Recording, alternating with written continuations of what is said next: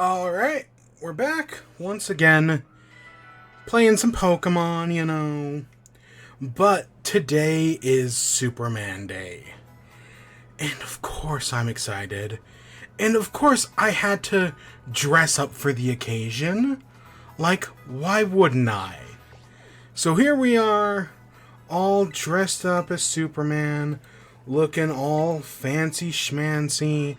Okay, it's not actually that fancy, because I couldn't get the right boots. I just didn't have any boots, so, I did the best I could with what I had, but I could only do so much. But other than that, I think the costume looks great, so that's neat. So yeah, today's fucking Superman Day.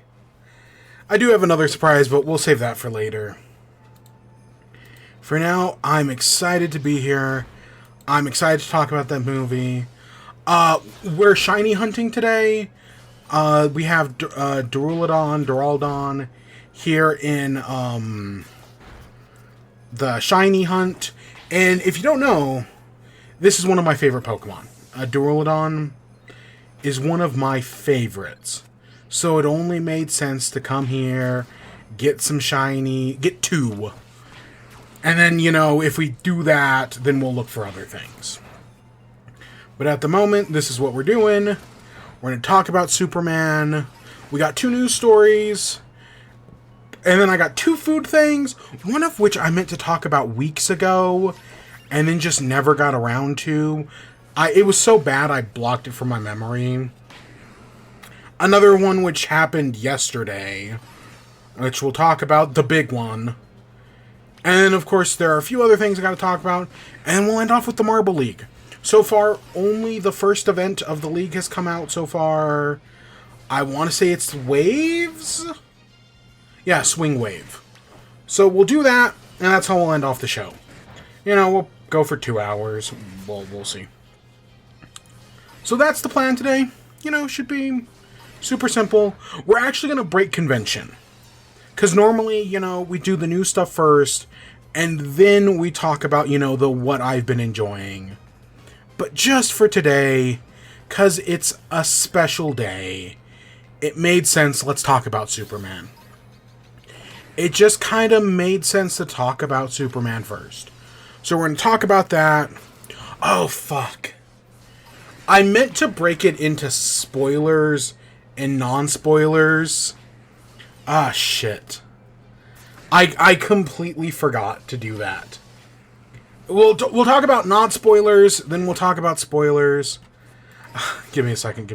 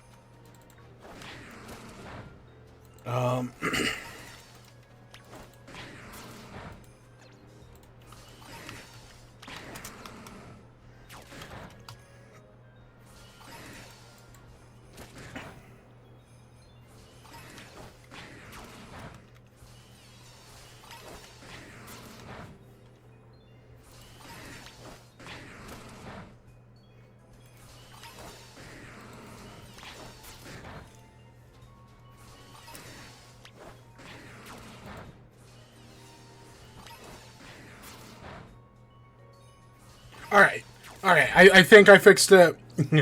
We'll see. I just kind of gotta remember that. Alright, so let's talk about Superman. I want to start off no spoilers. No spoilers, just go into it. And then maybe later we'll talk about spoilers. Maybe I made a spoiler banner years ago. I'll see if I can find it. But I want to say, off the bat, James Gunn's Superman. This was my most anticipated movie of the year. And if I'm being honest, it completely lived up to my expectations. I loved it. A few weeks ago, I said going into this movie that I wanted to go in and like the movie without any asterisks.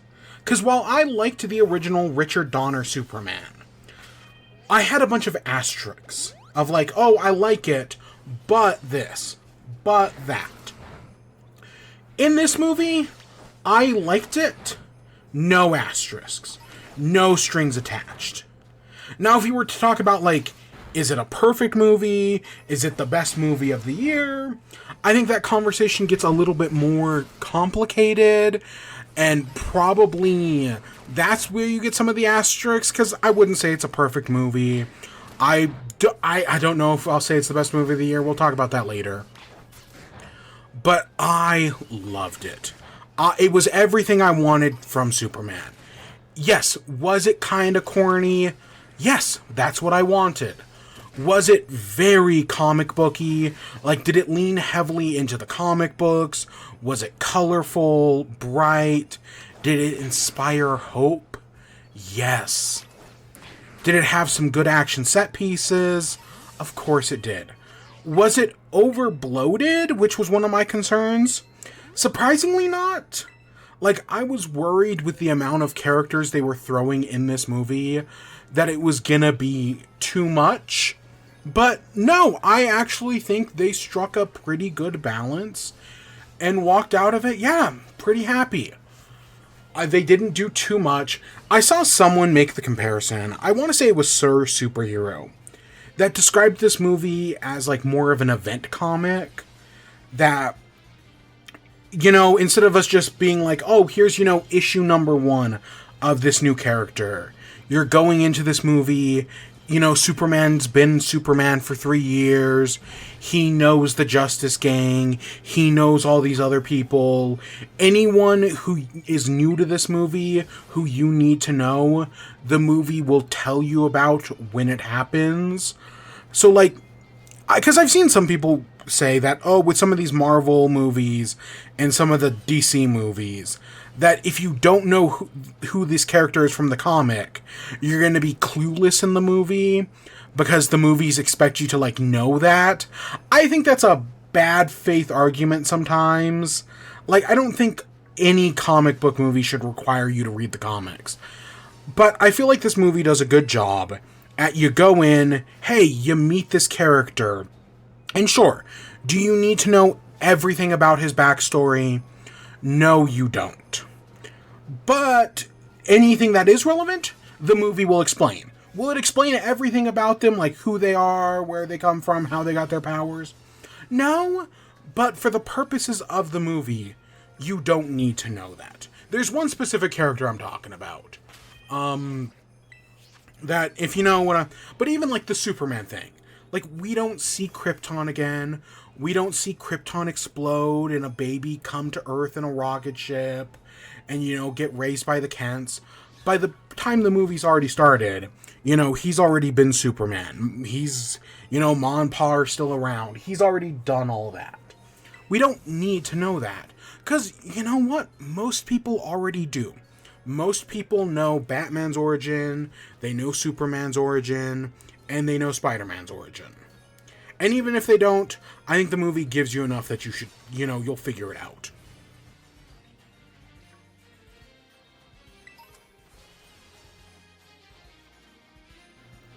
I think the acting in the movie is fantastic. David Cornsweet as Superman does a great job. He comes out as the character. I think he's great in the role. You know, I truly do believe him as Superman. I think he pulls it off. He pulls off, you know, both the fun, jokey side of Superman that you expect.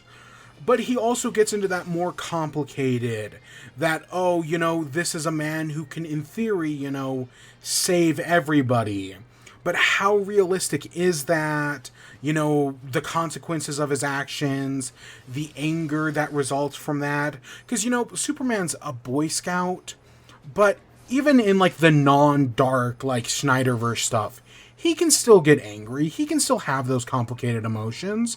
I expect them to be there. And yeah, they totally are, and I think he pulls it off very well. Nicholas Hoult as Lex Luthor is fantastic. I wasn't worried, But it was definitely, like, there was, like, a little bit of, a different take. And then a few weeks ago, James Gunn did an interview where he described it as Lex Luthor views Superman in this movie the same way an artist views AI. That, AI is ruining people's creativity. It's making them weaker. And it's, potentially going to doom us all. Lex Luthor views Superman the same way. That Superman is, making us weaker, not allowing us to grow, to expand, to evolve. And that's exactly how I think he plays it in the movie. There's even some moments that sound like some Lex Luthor monologues that sound exactly like that. He's got some great monologues. He plays off Superman really well. There's a scene, it's in one of the trailers, but where Superman and Lex are like having a confrontation, and Superman's like, "Where's the dog? Where's the dog?" And Lex like, "I don't know, the ugly dog." Like, that's perfect. That perfectly gets the character. Rachel Brosnahan as Lois Lane also does a really good job. We'll talk more about it in the spoilers, but I think she's really good. I think she finds that good balance. They lean more into her, like, reporter side, but she's not, like, complete, because, like, the Christopher Reeves movies, like, Lois Lane, like, disappears for, like, big chunks of those. Sure, does she never throw herself off a building in this movie? Yes, but I believe that at some point she did do that. So, she does a great job. Other highlights, Edie Gathegi? I know I'm pronouncing that wrong. Mr. Terrific is great. Totally a standout. Oh, you better believe we'll be talking about it later. Yeah, you better believe I did try one. But yeah, the guy who does Mr. Terrific does a fantastic job. I've seen a lot of people say this is a very James Gunn movie. Like, this movie is like James Gunn. I don't know if I'd go that far, but there are some moments, specifically one with Mr. Terrific, where I was like, yep, that's James Gunn, all right. He does good. Nathan Fillion as Green Lantern. I think he's good as Guy Gardner. He does feel kind of old, but I think he pulls off the asshole character well enough. Other standouts. I like who they have as Metamorpho. He does a good job.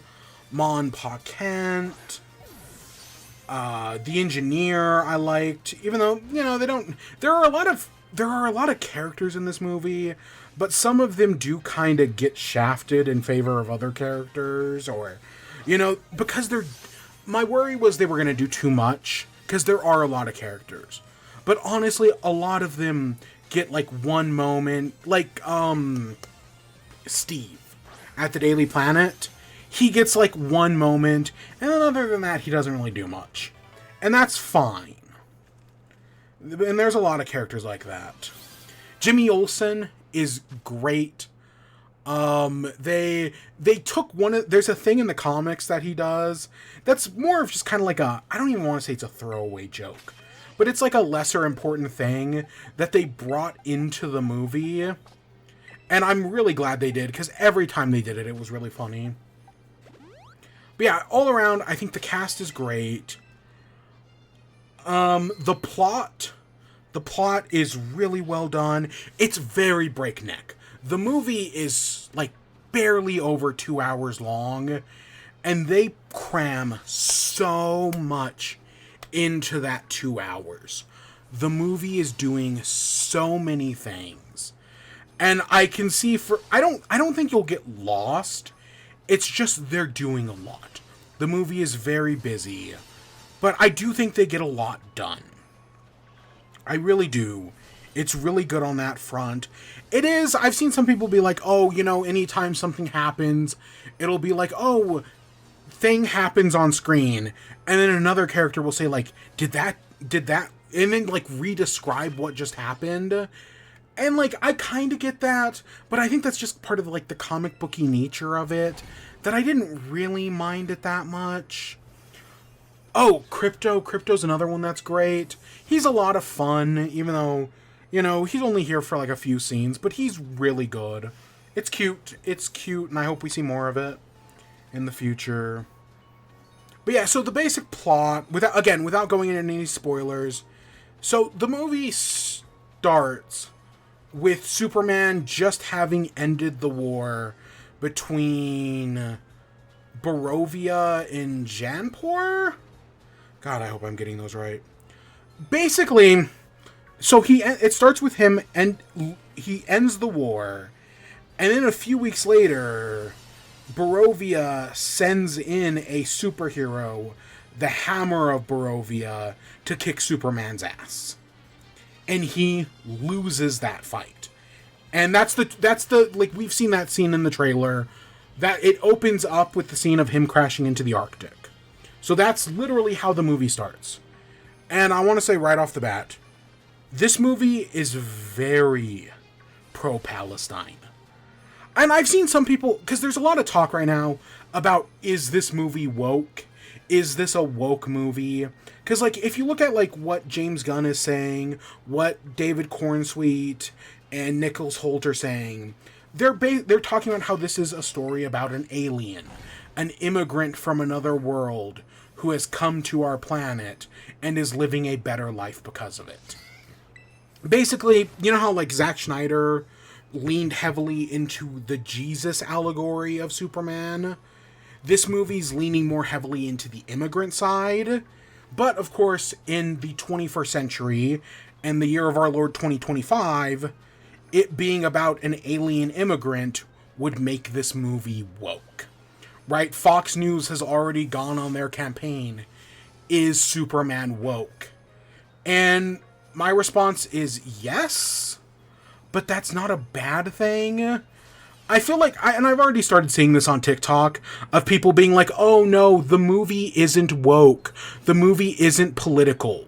Like, it's these conservative men who watched the movie, who enjoyed the movie, but because it's woke, they have to come out and say the movie isn't political, or else Fox and Friends will make fun of them for liking the woke movie. Being woke isn't a bad thing. I think the movie should wear it as a fucking badge of honor. Because, yeah, it's a movie about an immigrant story. And one of the central conflicts in the movie is pro-Palestine. You know, the two countries of Barovia and Janpor are Israel and Palestine. Because Barovia wants to go in and murder all the innocent civilians of Janpor, and Superman's going to stop them. It's a very blatantly pro-Palestinian movie. And I've seen some people say that, oh, well, it's not pro-Palestine because the war between Israel and Palestine wasn't happening when this movie was written 3 years ago. I hate to break it to you, bucko, but the war between Israel and Palestine has been going on for like 77 years. That isn't just something that happened overnight, right? Just because it's not like been like a conflict war doesn't mean the two nations haven't been fighting this whole time. This didn't just come out of nowheres. I want to be very clear with that. So even if they're not talking about the current conflict, you know, maybe they're talking about the 2015 conflict, or the 2008 conflict, or the 1996 conflict. Guess what, fucko? This didn't come out of nowheres. This is the most political movie this year. Either that, maybe it's the second most political movie of the year. That's a little bit more complicated. But for anyone who's saying this movie isn't political, did we watch the same fucking movie? It is so obviously political. So blatantly, fragrantly political. You'd have to be an idiot to miss it. Which is why I'm not surprised that a lot of conservative men have missed it. And, you know, they're only going off of what Fox and Friends say. Because, don't get me wrong, Fox and Friends is evil, but they're not stupid. Like, they're very clearly taking advantage of the culture war to make money. Whereas, like, people on YouTube making videos about it with their podcasts, those guys are fucking idiots who actually believe it. Again, Joe Rogan, the Barbarian King. Look it up. So yeah, I think the movie is inherently political, but the whole, from there, you know, the plot, Lex Luthor is trying to turn the world against Superman. Superman's trying to be the symbol of hope. He's trying to stand up for what's right, but, you know, there are certain consequences to his actions. And so he has to deal with that, other issues, without getting into specifics. And yeah, it's great. It is great. Again, it's a lot. A lot is going on, and I could see it being too much, but I think they found a good balance. And they kept a cohesive line throughout the whole thing. The last thing I will say before I get into spoilers, because I'm going to get into spoilers here in a second, is I cried 3 times in this movie. Again, I will get into specifics and spoilers, but I cried 3 times. I'll tell you one of them right now. Every time they played the classic Superman theme, you know, the classic John Williams operatic Superman theme, it choked me up. And at least one of those times, it brought tears to my eyes. It was beautiful. But I cried 2 other times, completely unrelated to that. Admittedly, one of those scenes in the trailer was like in the trailer, and when I saw it in the movie, I felt the full weight of it, and yeah, it got me there as well. But yeah, I cried 3 times in this movie. So I'm not saying like, oh, because I cried, that like, oh, that makes it better. Like, I probably still would have liked it even if I didn't. But the fact that it did shows that I formed this like emotional connection. And oh, I loved it. I absolutely love this movie.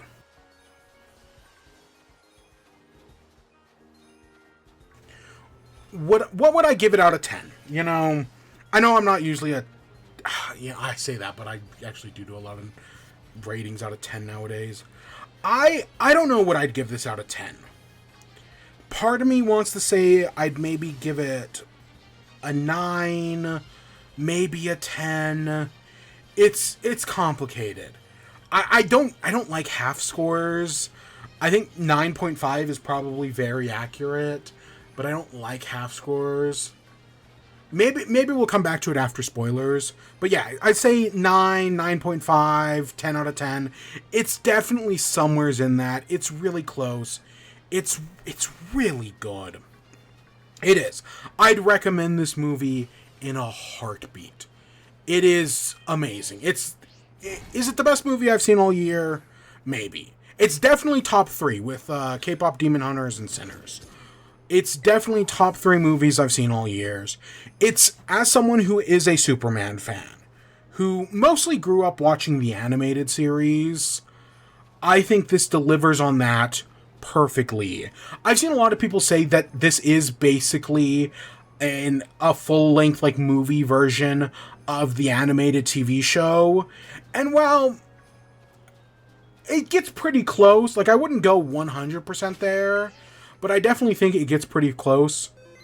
Well, we found both Duraldons in like 20-something minutes. What the heck? I guess we'll have to find something else to go catch. But yeah, I absolutely love it. I think as someone who watched the animated series, I think it lives up to it very well. I have read a few Superman comics. That's what we'll open up spoilers with. James Gunn said in the movie that he was going to take a lot of influence from All-Star Superman. And so I was like, okay, I like All-Star Superman, but I don't love it as much as other people did. So I wasn't worried per se, but I had like a hang up, I guess. And no, I'd be completely dissuaded.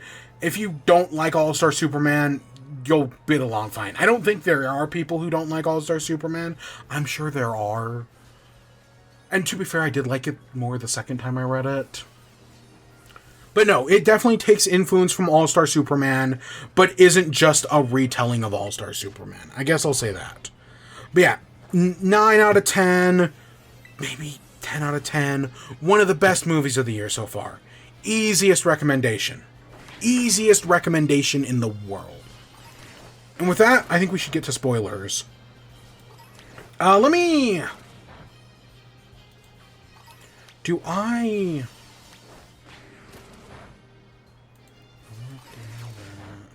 Let's do it around here. Let me see. Years ago, I made a spoilers tab. Do I still have that somewheres? I feel like that's something I would have moved over. Oh shit, I did.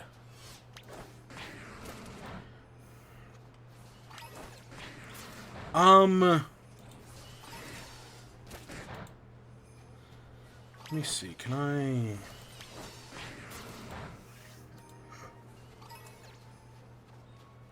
How do I want to do this?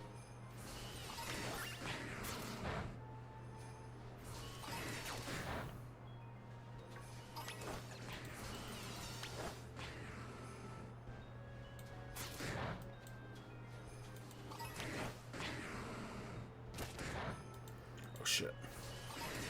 Let's go... Ah, crap.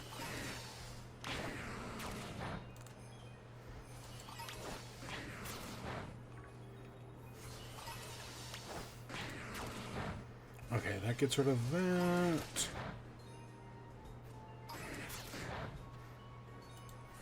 Wait, oh, there it is.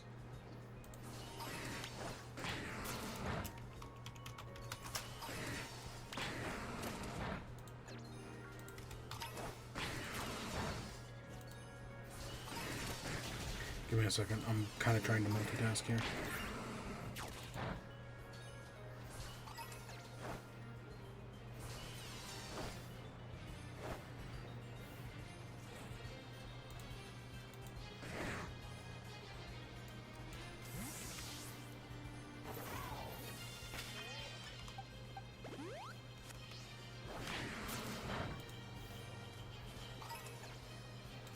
Nope.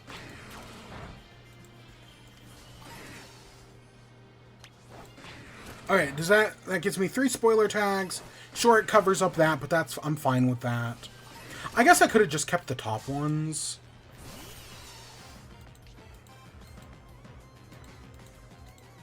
Yeah, I guess I can just keep the top ones. It's actually no big deal. Alright, that's fine. Alright, so I'm going to go full spoilers. So this is your spoiler warning. The movie literally just came out today. If you do not want spoilers, leave, mute, come back later, and I'll remove the spoiler tag once I'm done. But we're going to go full spoilers ahead. So, I want to say... So, I just talked about All-Star Superman. Going into this movie, I thought a part of it was going to be, oh, they're going to do the 12 trials from All-Star Superman. The only difference is he's not dying. Because in All-Star Superman, he's like dying of kind of like cancer. It's basically his like cells get overcharged and they're like slowly destroying themselves. But I figured when he was like, oh, he's adapting it, he's going to be doing like the 12 trials. Especially because you see things like, there's this weird like monster in the background while him and Lois Lane are talking. And I was like, oh, that's the Tyrant's son. That weird lizard monster is going to be one of the trials. You know, you've got some of the other Justice League members. I figured they were going to go big into, you know, the 12 trials. If Luthor was going to get superpowers, like how he does in the comics. I figured they were going to go big into that. Not at all. That whole scene with the giant, like, fucking tyrant son thing, a throwaway joke, honestly. Like, the giant freaking laser sun-eating thing is just in the background, and Superman never even punches it. The entire scene is more about him and Lois talking, which is great. I think that's great. So, well, let's just go through it. So the movie starts off, like I said, there's this war, Superman fights the Hammer of Bravia, he loses the fight. That's, I think, a great deal. Because people always complain that, oh, Superman is too strong, Superman wins fights too easily. How do you make a movie where Superman is, how do you make Superman weak? How do you make a Superman video game if he's able to just beat up everybody in a fight? This is exactly how. Because we see he fights this Hammer of Bravia, who is being controlled by Lex Luthor. You find that out immediately. That Lex Luthor has basically created this whole think tank to kill Superman. And I love all these people who are working on his think tank, how they're just as, sure, Lex is, obsessed, but they're invested in it. I like that they bring back Otis and Tessmacher from the 1978 Superman. Tessmacher's taking all the selfies. That's funny. And then Otis is one of the guys working at the, he's, I want to say, the one in charge. Like, yeah, he's not a bumbling idiot. But I love those callbacks. There are a few other things that are callbacks to the 78 movie, and I always like little details like that. I'm happy to see this movie is not ashamed to be a comic book movie. Like, that's what kills me with modern day Batman. Ever since, I'm not going to say Tim Burton, let's say Christopher Nolan. Ever since Christopher Nolan, Batman movies have been ashamed to be Batman movies. All Batman movies have to be serious. They have to be dark. They can't be comic books. And the biggest proof you need of that is Robin. The fact that Batman movies are too scared to do Robin because he's too cartoony, he's too goofy, all the proof you need.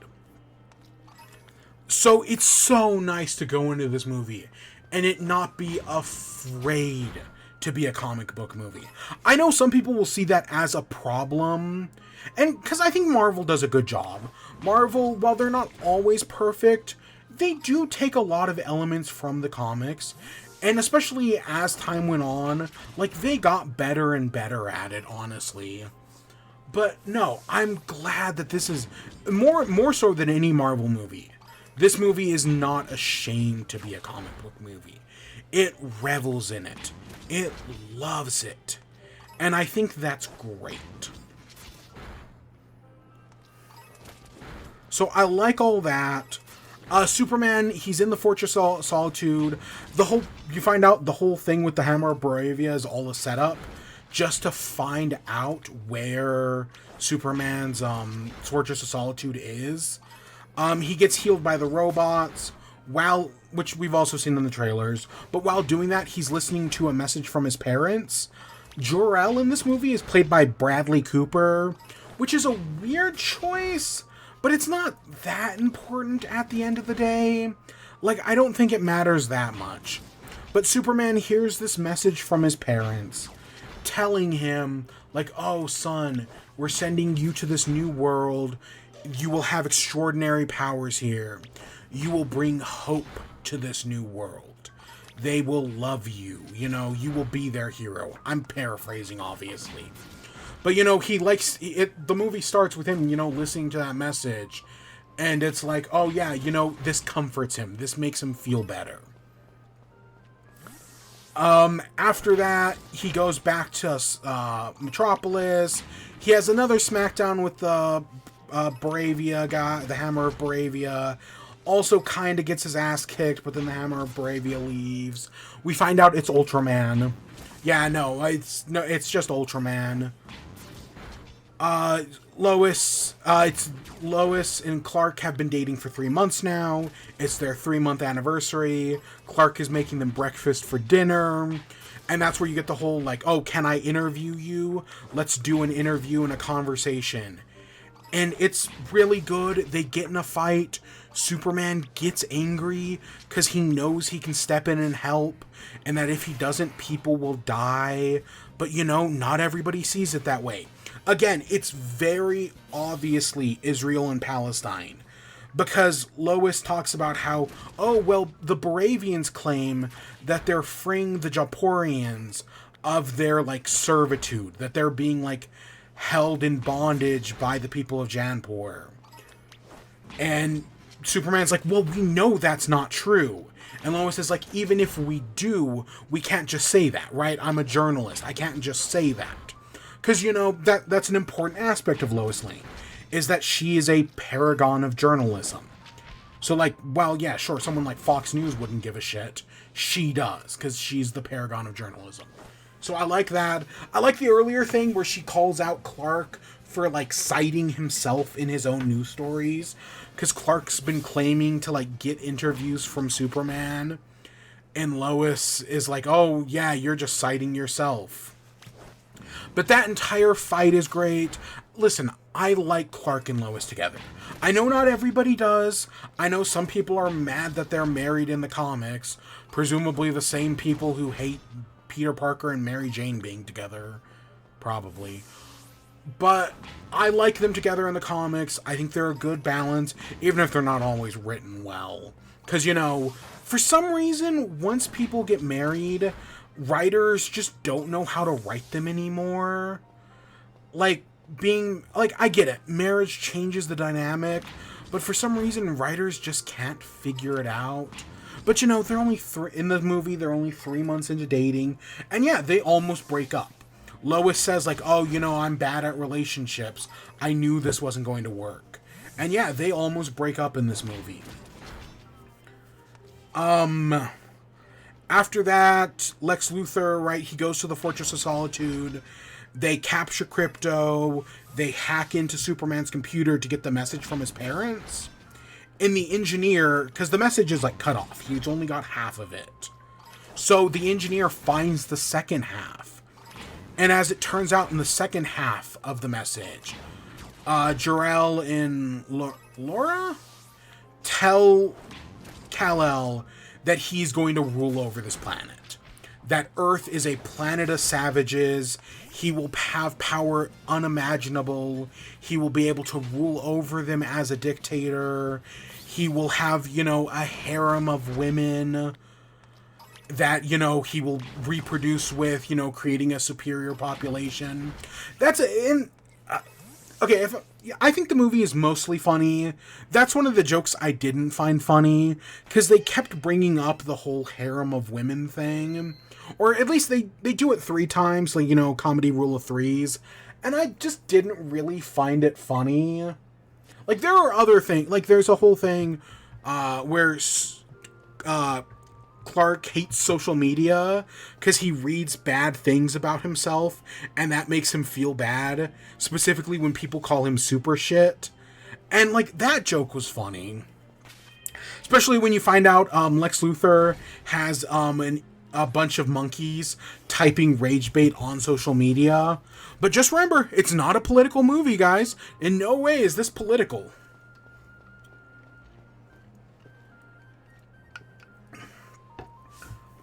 But no, so I've seen some people complain about this message.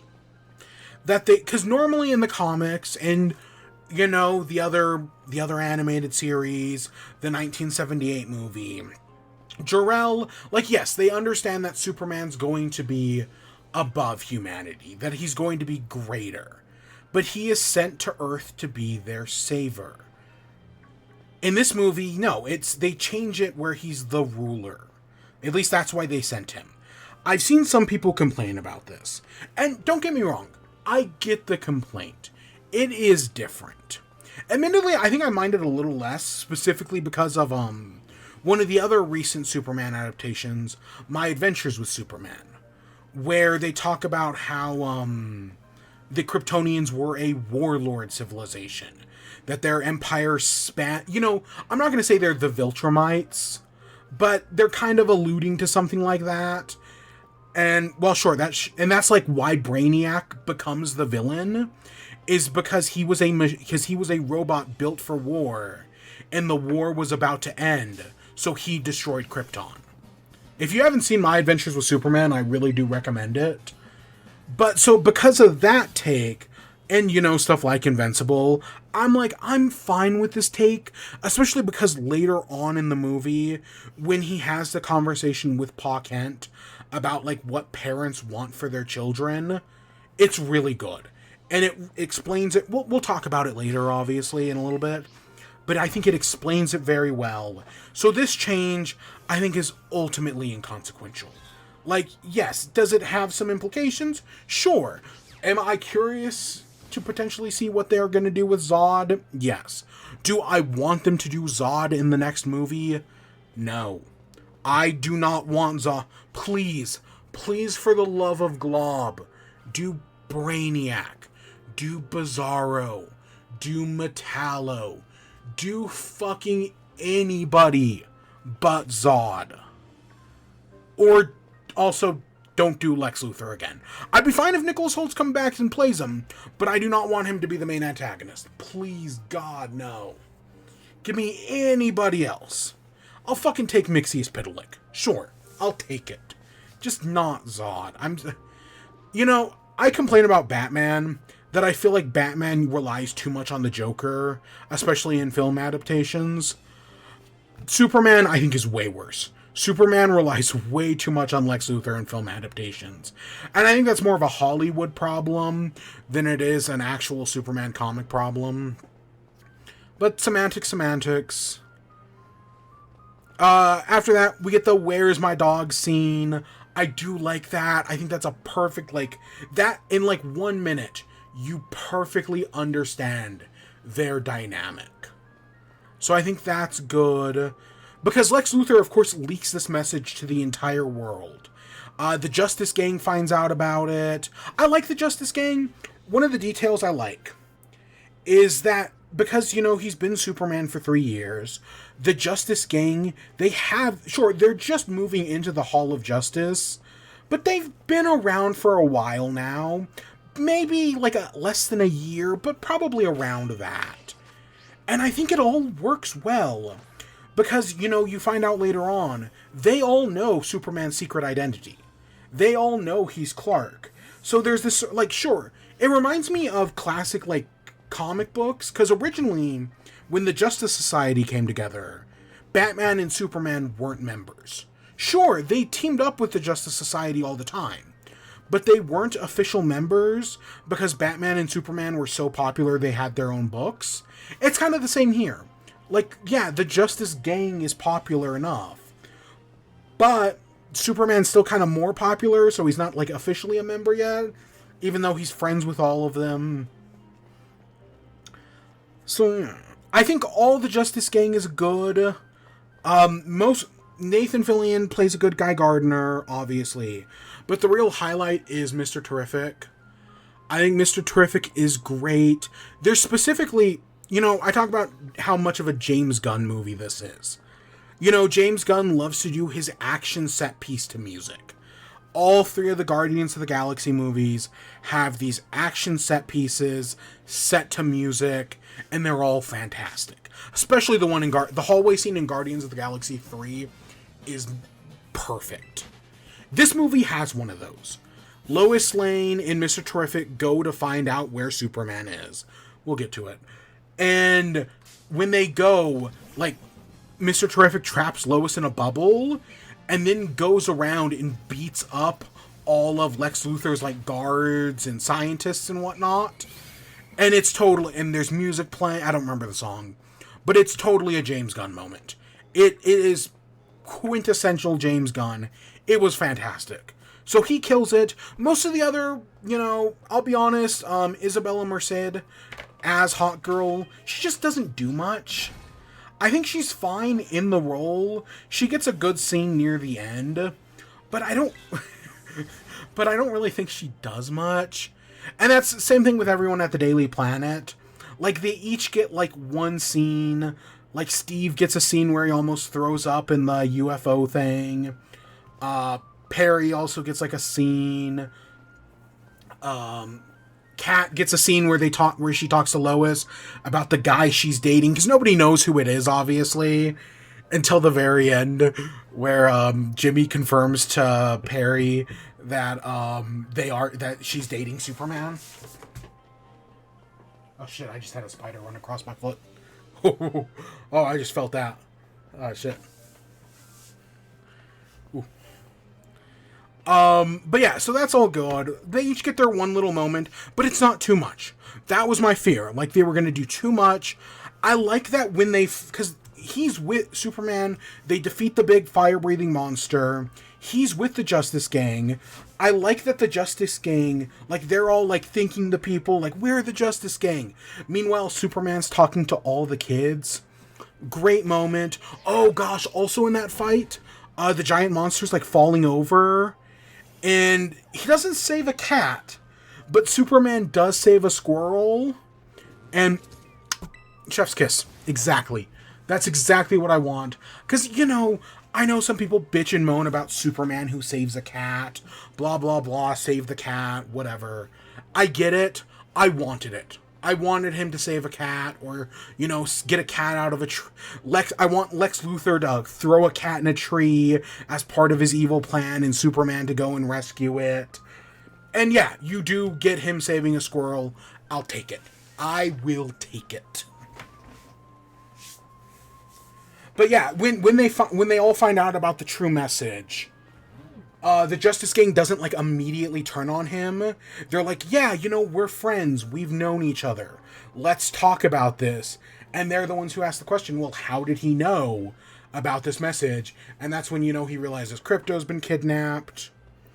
And then, of course, after that, you know, Superman, now that his dog is missing, the world hates him now because they think he's come here to, like, take over the world and have a harem of women. So he goes to, like, sulk in his apartment, while meanwhile the Justice Gang is fighting the Tyrant's son in the background. And again, it's just a throwaway thing. He's just like, I think he calls it, like, an imp. I think he does call it an imp. And he's like, yeah, they got it. Because now Lois is there to comfort him. And they have a really good conversation about, you know, what it means. Well, you know, even if the message wasn't actually telling you, like, the full message is telling you to conquer us, that's not how you interpreted it. You're a good man, Clark Kent. Don't let them get to you. You're a good person. I like all of that. Their conversation is so good. It ends with Superman telling Lois that he loves her. And she can't say it back, because again, they were about to break up before this. But I don't need her to. After that, yes, Superman does turn himself in. Oh, the one thing they talk about punk rock, and he says kindness is punk rock, which I don't know how keyed into this you all are. But in recent years, there's been this movement called hope punk, which is basically the idea, as I understand it, that, you know, originally punk was rebelling against the system. Hey, you know, it's the 80s in London. It's the Margaret Thatcher era of neoliberalism.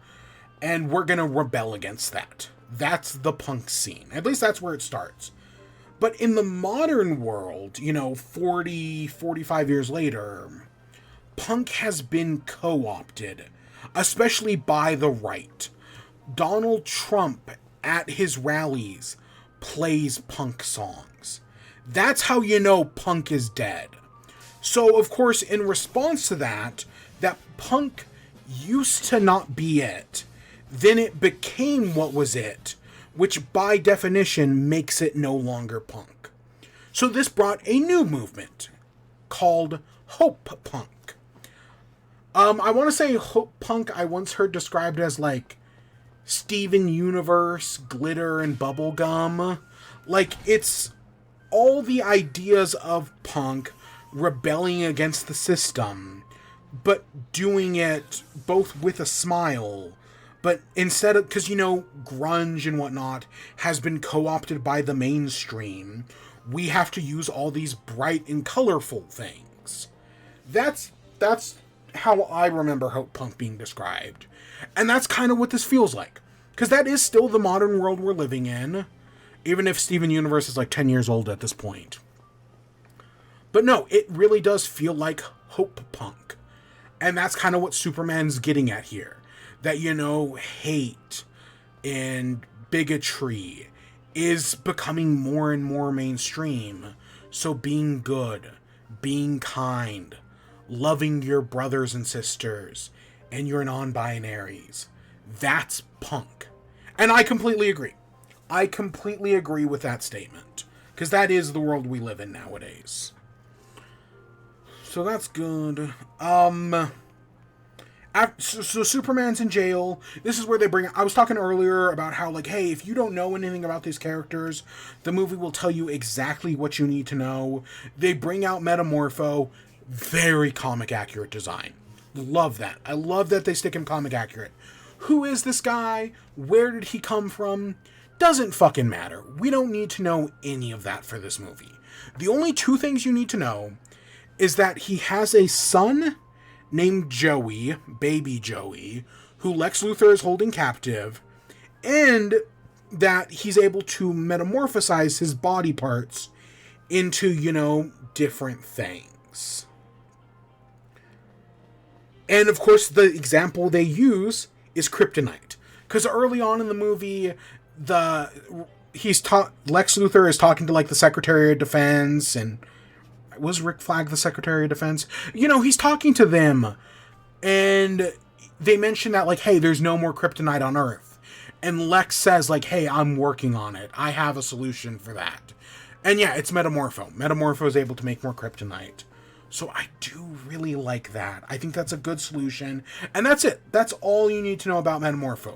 Later on, you see he has, like, a girlfriend or a wife. I know in the DC animated universe, it's his fiancée. So if you don't... Metamorpho, quick rundown. He's a guy, I want to say military vet. He's engaged to a beautiful woman who her father runs, I want to say, Stag Industries. The father-in-law hates him, so he runs an experiment on his future son-in-law, turning him into Metamorpho. That's what I remember the story being, more or less. But of course, at the end of the day, you know, he tries to seek revenge on his father-in-law. The Justice League stops him. And hey, his fiancée still loves him. And even though, again, that's just what I remember from the animated series. But you can basically infer most of that from this. You know, at least there's a woman who loves him. That the fact that they have a kid together means that she probably still loves him. And the fact that we see them together. Like, that's all you need to know. But I do like that Metamorpho moment. Earlier in the movie, there's Superman, right? He gets hit by the hammer of Bravia, goes falling into the concrete. And this guy who sells... it's not kebabs, but it's something like that. Gyros. He's got a food truck. Hot dogs, maybe. He comes and picks Superman up. He, like, helps him out of the crater. And Lex is like, write that guy's name down. And then later on, we find out Lex Luthor has kidnapped that guy. And plays basically Russian roulette with him. And is like, hey, Superman, for every question you don't answer, I'm gonna, you know, pull the trigger. And eventually he's gonna die. Only takes, like, 2 bullets. And even Lex is kind of, like, disappointed, like, oh, I thought that would go on longer. And yeah, it's super fucked up. But I love it. I think it's a great Lex Luthor moment. I like that Metamorpho's like, oh shit. Oh shit. Like, all of us, even though he's trapped in, like, this pocket universe, like, the gravity of it all comes in on him. So that was good. I do really, that seems great. And especially because Lex Luthor is like, I know there are other people you love. Are, you know, people who have helped you. I'm going to kill all of them if you don't talk. And he says the next one, oh, it's going to be that reporter you talked to. And of course the first is Lois. No, he's going to kill Clark Kent next. That was funny. That's a good joke. But eventually they break out because Metamorpho, right after that, he takes away the kryptonite. He then creates, like, a mini sun which is really cool. Again, I love just the visuals are so good. I'll be honest, the CGI in this movie isn't perfect. Like, I don't expect, photorealistic CGI or anything like that. I think the CGI does its job. Nothing more, nothing less. But I love this sun moment. I think it's really well done. After that, Superman breaks out. He's still very weak. They save baby Joey. He saves Crypto. He fights off a bunch of, Lex Luthor's... they have a name. It's not... I'm going to call them Flying Men, because I don't remember what it actually is. But he fights off a bunch of them. He almost falls into he falls in, a proton river. And then he almost falls into a black hole. Yeah, he falls into a proton river. He almost falls into a black hole. But in the end, Metamorpho's able to save him. Crypto's able to save him. Crypto almost dies, but luckily Clark's got him. Because this is around the same time, the Mr. Terrific scene's happening. Lois and Mr. Terrific are able to save all of them. Metamorpho and baby Joey go and run off. Lois takes Clark back to his parents. And then Mr. Terrific tries to shut down the portal. Because if they leave it open, it might cause a black hole and, rift apart the planet. This is where, they head back to Superman's childhood home. We see his childhood bedroom where he's got the... what are they called? The crab something or others. He's got his punk rock poster, which is a callback to earlier. He does all that. This is where we finally get that moment with Pa Kent, where Superman talks to Pa, and basically he's like, my parents, they wanted me to come here and enslave this planet, to subjugate it, to rule over it, and Pa sits down with him. This Pa is a very quiet man, very reserved, but he just tells him, parents, we don't decide the fates of our kids. We only give them the tools to make the stupid decisions. But in the end, hope they make the right ones. And I know, son, you're going to make the right ones. It's a really good speech. And it made me cry. I fucking cried. I know I'm in a theater, so, I'm very aware of, my surroundings. And I try very hard to hold it in. But I definitely had tears. I cried. Oh my gosh. And then, not 10 seconds later, you find out Barovia is now marched all their troops onto the border. They're going to invade Janpur. And then we get that scene from the trailer where it's a bunch of kids. Because this happens, there's a bunch of kids, they raise up the flag and start calling for Superman. And then all the adults, and these aren't soldiers, these are farmers. They see the flag and they start chanting for Superman as well. Because even though the rest of the world has, in theory, turned their back on Superman, because they see him as, someone who's come here to conquer the planet, these people still believe in him. And it got me again. I was crying. Oh my gosh. It was so good. And of course, Clark and Ma does I polished your boots, let me go get them. But then Mr. Terrific comes in and is like, hey, you need to get to Metropolis, because this black hole is going to destroy everything. Because Lex Luthor made it worse. So he has a choice. He can either go save the people of Janpur, or he can help Mr. Terrific. So he's got to make that choice. Meanwhile, Lois ends up going back to the Daily Planet. There's a whole...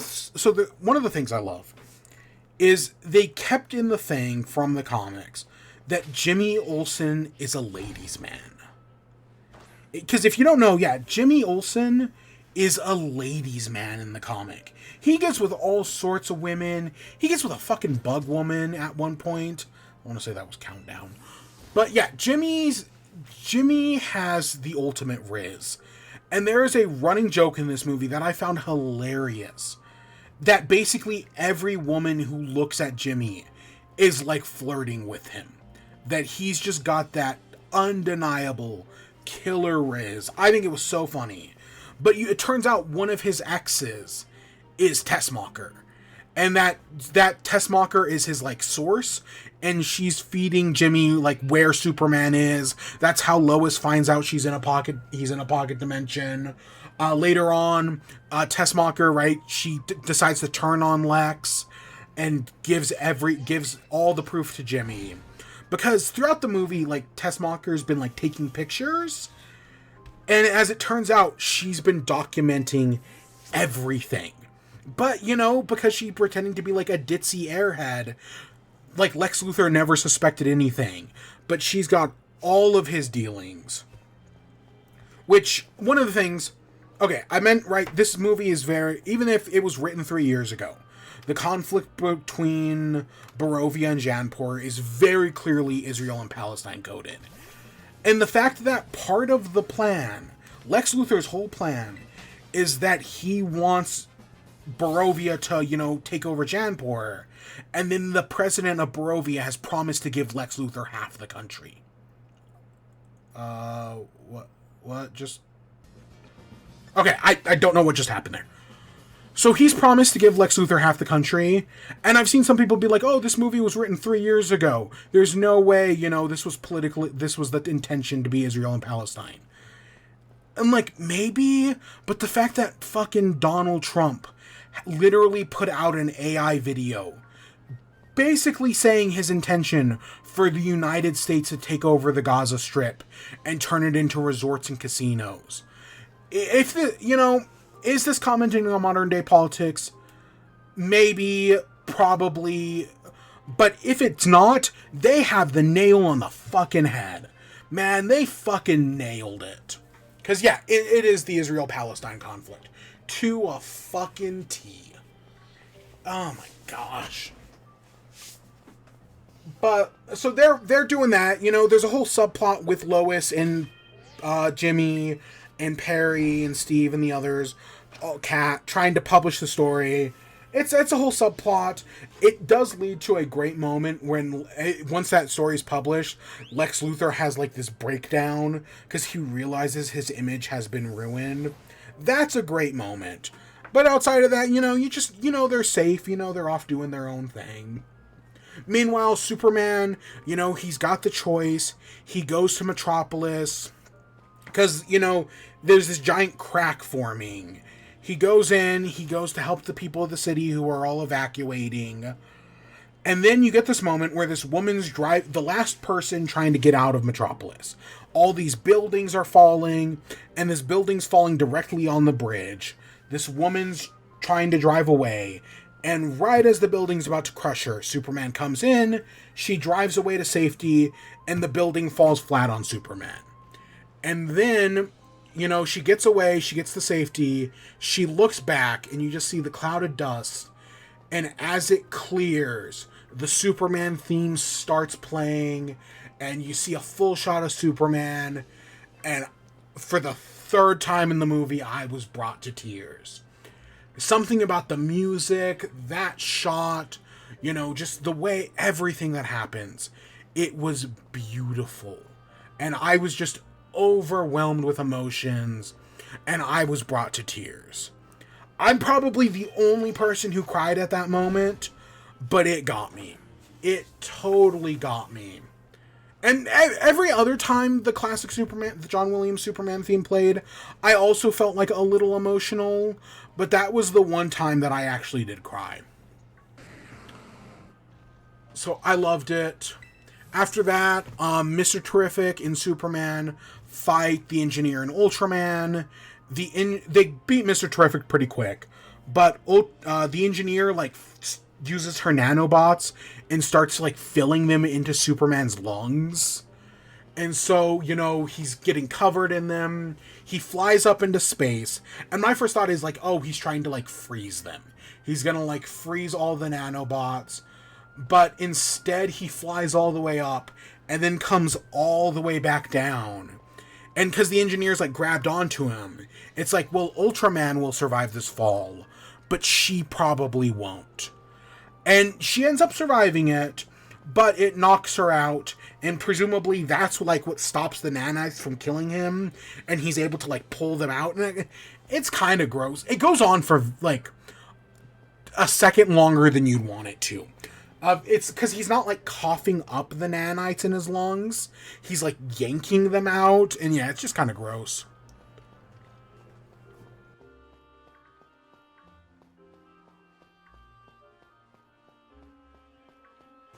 Of course, after this is when Ultraman is revealed. And there's a lot of speculation that, oh, is Ultraman going to be Henry Cavill? Is, Lex Luthor opened a portal to a different universe, and he's got, an evil... Because in the comics, Ultraman is evil Superman from an alternate universe. So that was the thought, like, oh, is that what he did? Are we going to get Henry Cavill as this? No, in this, Ultraman is just a clone. Lex Luthor found some of Superman's hair and was able to make a clone of him. The only problem is the clone is like dumb as a bag of bricks, so Lex Luthor has to give it commands.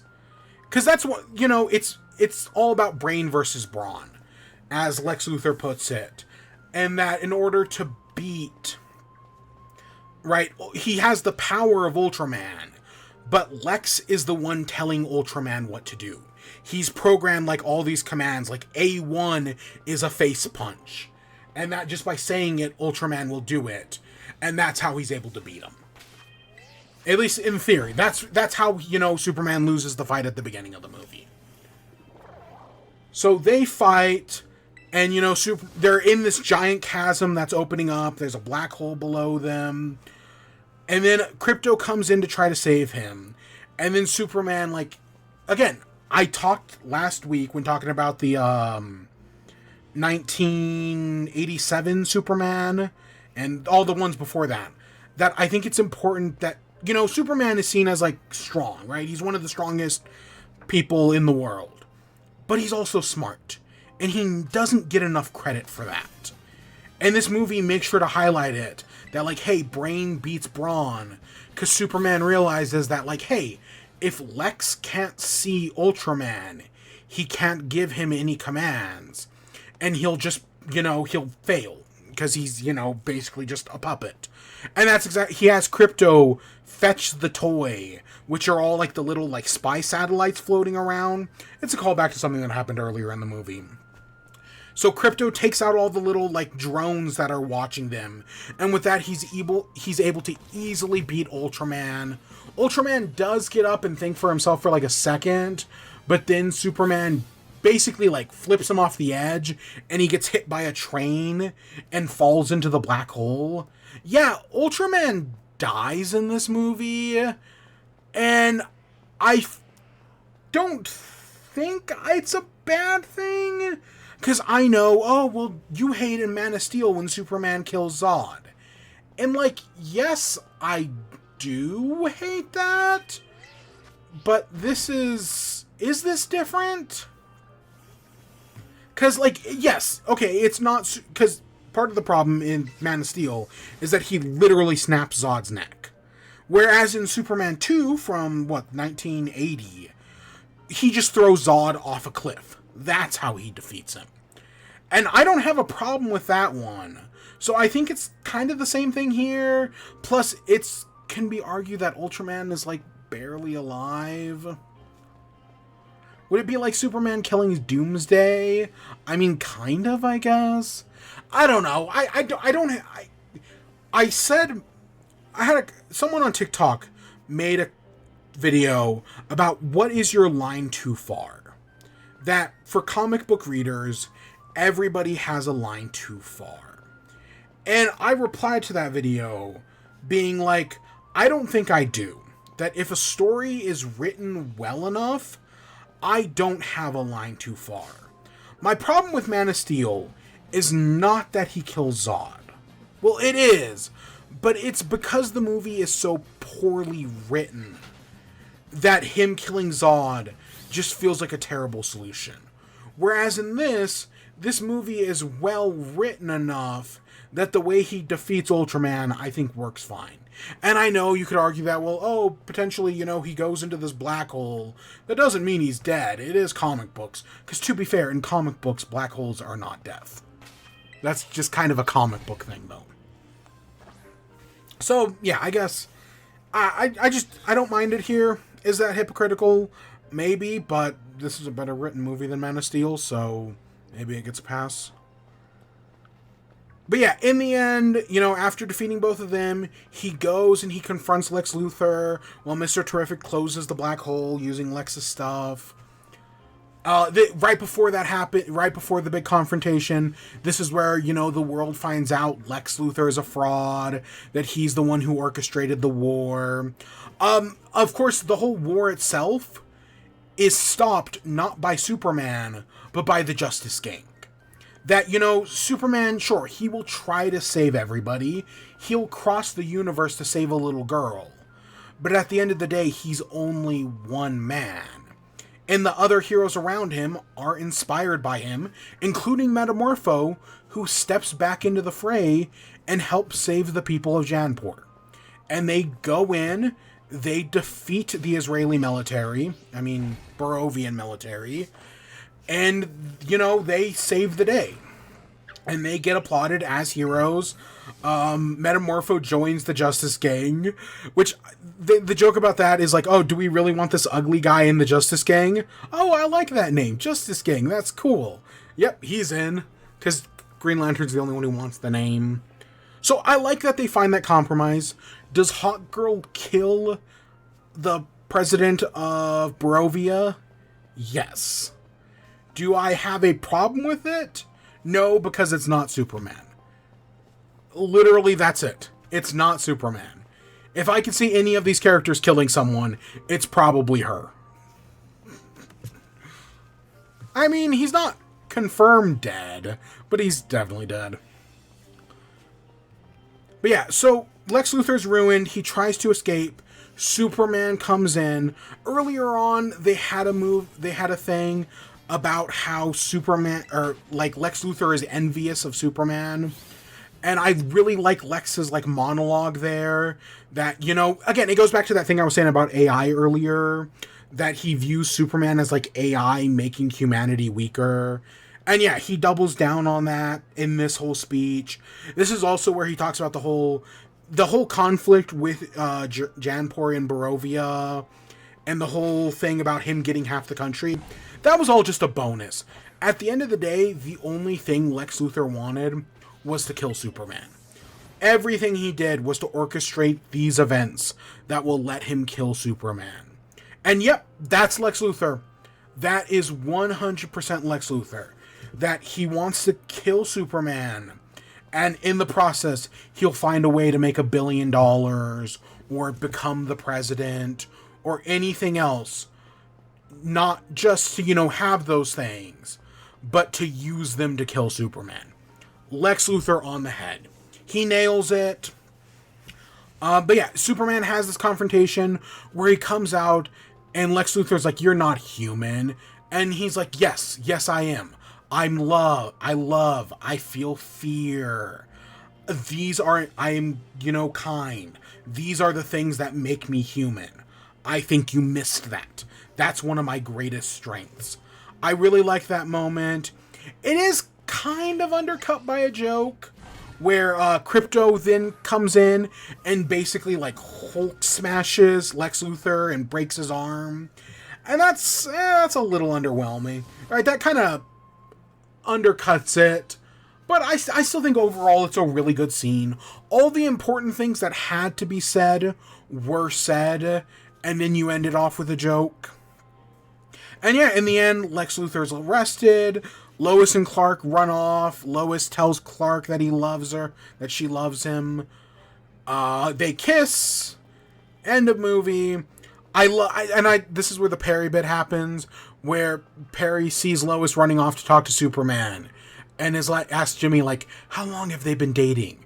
And Jimmy's just like, 3 months. That's funny. That's good. So that tells us that Jimmy also knows.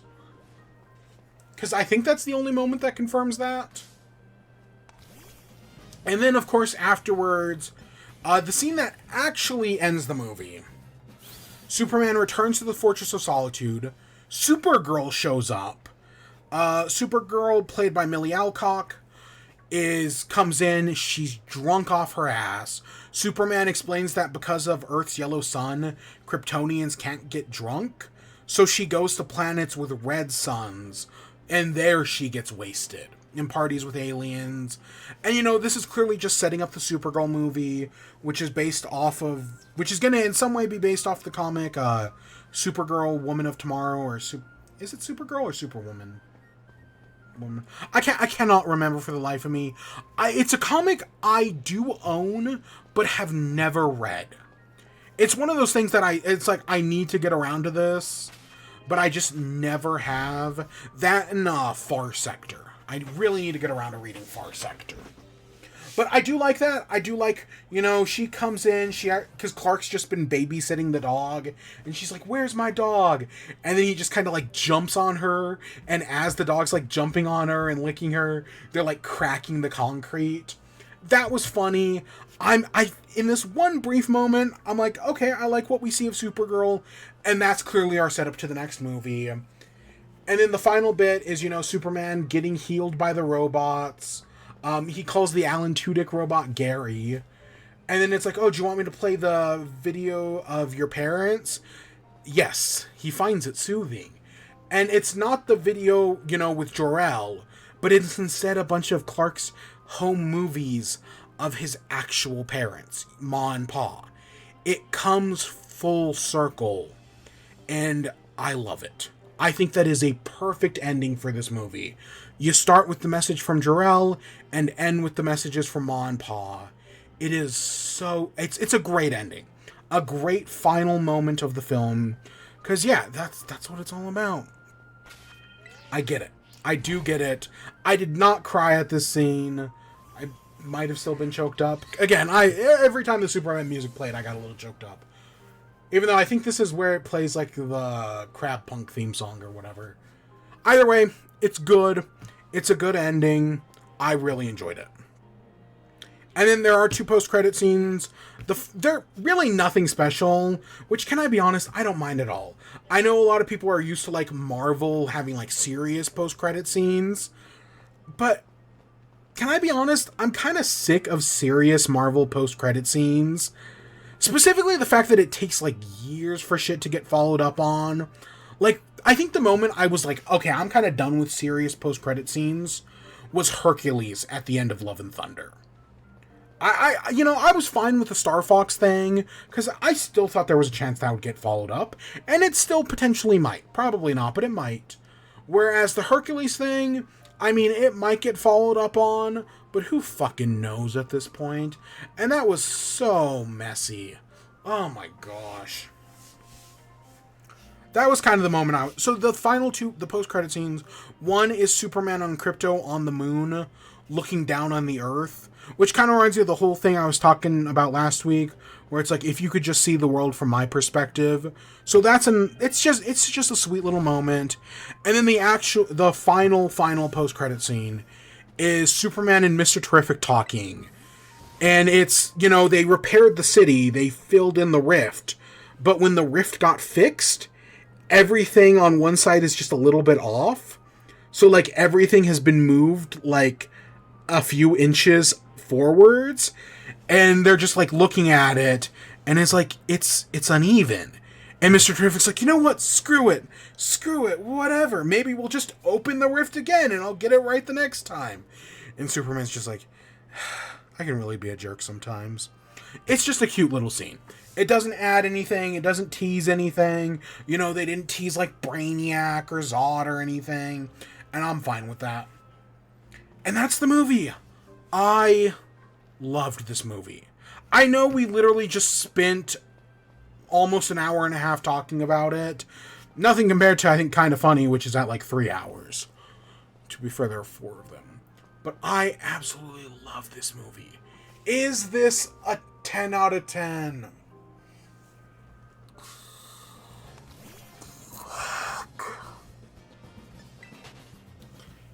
Let me put it like this.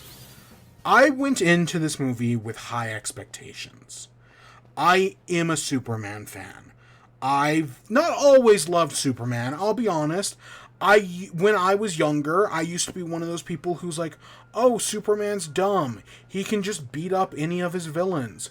Oh, Superman's dumb. His weakness is a green rock. But as I matured, I realized, no, Superman is amazing. He is a hero. He is inspiration. He is hope. And watching this movie, I felt that feeling of hope, that inspiration, that after years and years of terrible Superman movies, going in, and I looked at this and I was like, that's a hero. That guy inspires me, makes me want to do better, because he's Superman. It did that. It accomplished that. Which I can't think of many other movies that do. Like, the last thing that maybe even got close was fucking Gal Gadot's Wonder Woman. And, I mean, fuck Gal Gadot, but that's still a fantastic movie. And that scene of her, going on to No Man's Land was great. So, no, I do think this movie does a good job at that. It's everything I wanted. It met my high expectations. And it's one of the best movies I've seen all year. The best movie, I don't know, but definitely top 3. Fuck it, let's give it a 10 out of 10. Fuck it, I've got nothing to lose. Is it perfect? No. But it's exactly what, as a Superman fan, it gave me exactly what I wanted. It gave me a hero. And I hope the movie does well. I hope we keep seeing it. Because there's some... I know I talk about the MCU a lot. We'll talk about Ironheart here in a little bit. At least I think I put that on the schedule. I like Marvel movies. But at the end of the day, I will always be a DC fan. DC is what I grew up... I grew up watching Batman the Animated Series. Well, the New Adventures. I grew up watching Static Shock. Superman, a little bit. Justice League Unlimited, and, well, the normal one, a little bit. But that's what I grew up with. I will always be a DC fan first. And this, after so many years of some decent movies. Snyder's Justice League was good. His version.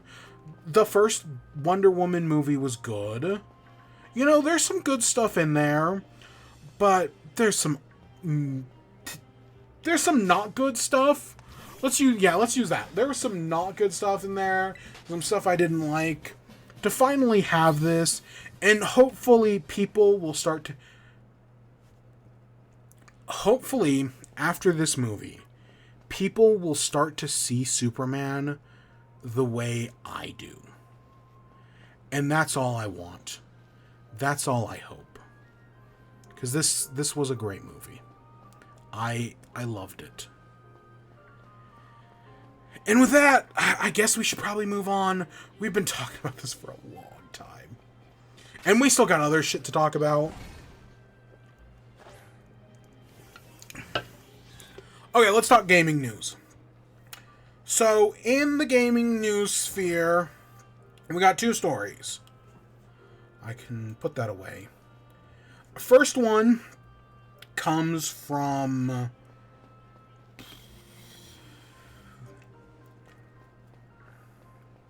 Our first story is Subnautica.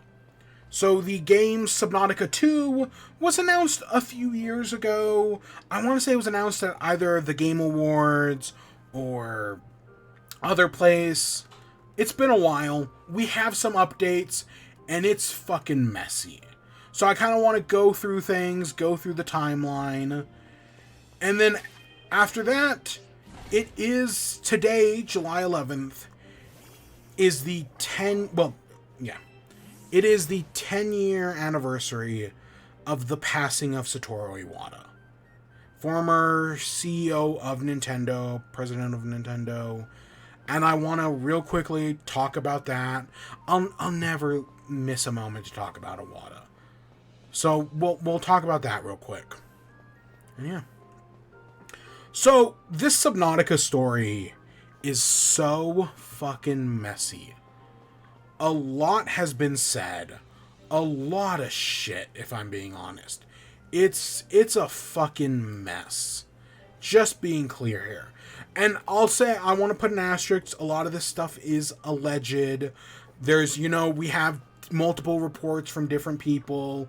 Plus, you have people like Jason Schreier coming in to comment on it. So that's my primary source. That one of the developers, God, was it Chris or Charlie? I want to say Charlie. God, I didn't write it down. He made a Reddit post about this. So those are all my sources. Fuck. And so I'm just going to try to go through this as it happened. So the story actually starts a while ago. Back in, I want to say COVID, like 2020. The developer Unknown Worlds, who, they worked on Subnautica. They did I think they did the sequel Beyond, Below Zero. Unknown Worlds got acquired by Krafton.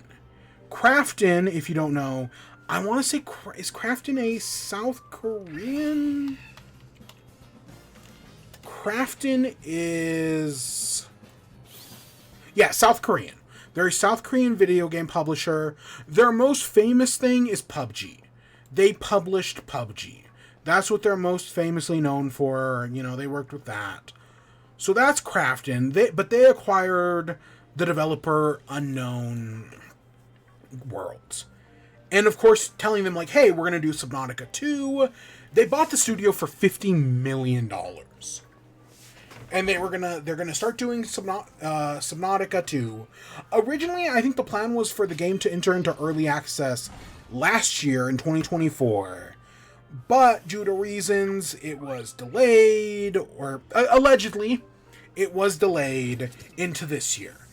And supposedly, they were getting ready to enter early access in just a few months. Because as part of this whole deal between Krafton and Unknown Worlds, they signed a contract that basically stipulates that if Unknown Worlds reached certain financial goals, we don't know all the details of it, but if they reach these financial goals by the end of 2025, they would get a $250 million bonus. This was all agreed upon when the studio was bought. So on top of, making $5 million from the acquisition, they would get a $250 million bonus that, that was going to be given to some of the studio heads, but would be distributed to the employees. So some employees were literally looking at 6-figure bonuses here. Like 206, maybe even 7. That's a lot. $250 million is a lot of money. It's so much. I think it was Blessing who was like, when they first read that number, they didn't even realize, they didn't know if it was real or not. If someone had accidentally added in an extra zero. Because that's a lot of fucking money, man. So so that's the thing. So they had this deadline. I don't know if the financial goals was always there, or if that's like a more, like, it sounds like it was originally unspecified, but later they decided like, no, you've got to hit these goals by 2025. But that's what happened. So that's our setup. This leads into last week, in which Krafton put out a statement that, hey, 3 of the founders of Unknown Worlds, 3 of the leads at the studio, are being relieved of their position. They are ousted from the studio. And instead, Krafton brought in a new studio head who will lead the project of Subnautica. So that's where the story started. This happened last week. We didn't talk about this last week because I didn't think it was that important. But since then, the story's gone crazy. Because at the time, I don't think we knew about this $250 million thing. That broke earlier this week. Because after that, so earlier this week, it was revealed, Krafton basically put out a statement saying that, hey, because of this change in leadership and everything, and that we don't think Subnautica 2 is ready, right? We're not happy with what it looks like. We don't think the game is ready to enter early access. It's unfinished. You know, there's not enough features in it. We're delaying it until next year. So they put out that statement that, hey, Subnautica 2 is being delayed. And that, after that, it was like, oh shit, then the studio won't be able to reach these financial goals. And then it's like, oh, they're trying to screw them over. Right? The speculation then became that Krafton delayed Subnautica 2 to make sure they couldn't reach those financial goals and that they wouldn't have to pay out. I want to say Mike over at Kinda Funny was explaining, like, this happens in sport. It was either Mike or Andy that was like, oh, this happens in sports all the time. That, like, players will be told, like, hey, if you make so many free throws this year, you'll get a bonus. And then as they get close to reaching that number, the coach will stop playing them. So that way, to make sure they never hit that number. So this, even though this sounds super illegal, I guess this has happened. There's other examples of, I guess, this happening in the video game industry. So is this what happened? Maybe, maybe not. It's all speculation. But I can see why people are speculating. Especially because some of the former heads, again, Charlie, basically he came out, he made this Reddit post, and he said, like, hey, the game, we were ready to put it into early access. We were planning on releasing the early access sometime within the next month. We were there. We were ready to do this. And then Krafton, you know, fired us, and they did it. And, you know, now they're delaying the game. So that's the, like, yeah, I see why people are thinking this. And, yeah, I get it. So, of course, after this, you know, people freak out. Krafton eventually puts out an official statement, basically claiming that, no, they're not doing this for financial reasons. I want to say in the original statement, when they fired the studio heads, they said, like, hey, this had nothing to do with, like, finances or anything like that, which is already kind of suspicious.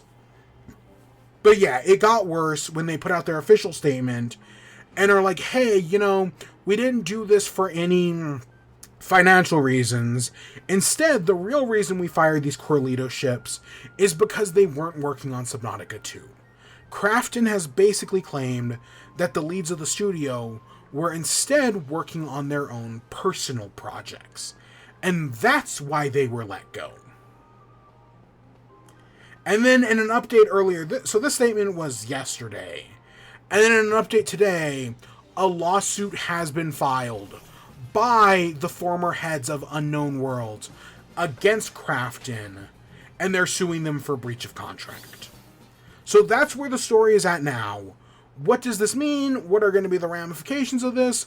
We have no idea. All we know is that this sucks. If people, you know, it's mostly for the people working at the studio. Because I want to say Unknown Worlds, I want to say in one of the things, it's like a 200, it's not two, it's a 100-person studio. So 100 people work at Unknown Worlds. They were promised a $250 million bonus.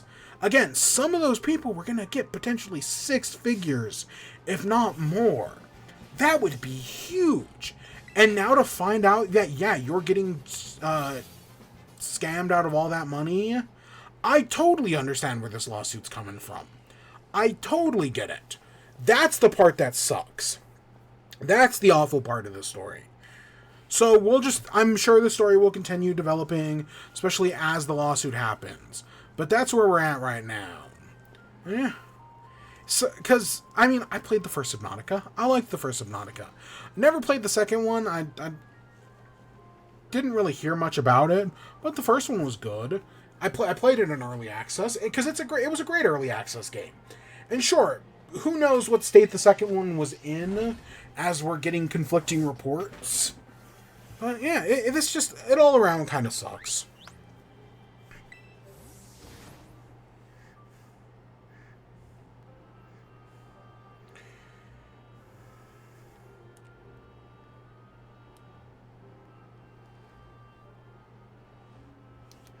So, our next story is about Satoru Iwata. So, Satoru Iwata, former... I know I always say CEO or... He was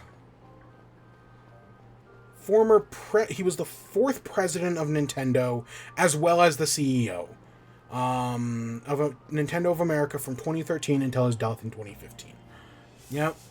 So yeah, Satoru Iwata passed away 10 years ago at the age of 55. Truly a tragic moment in the gaming industry. Satoru Iwata, I will say, was maybe the last good CEO in gaming. He truly...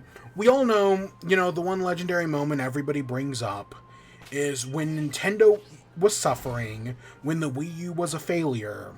Instead of firing employees, like we're seeing at all these other gaming studios, Satoru Iwata and Miyamoto also did this.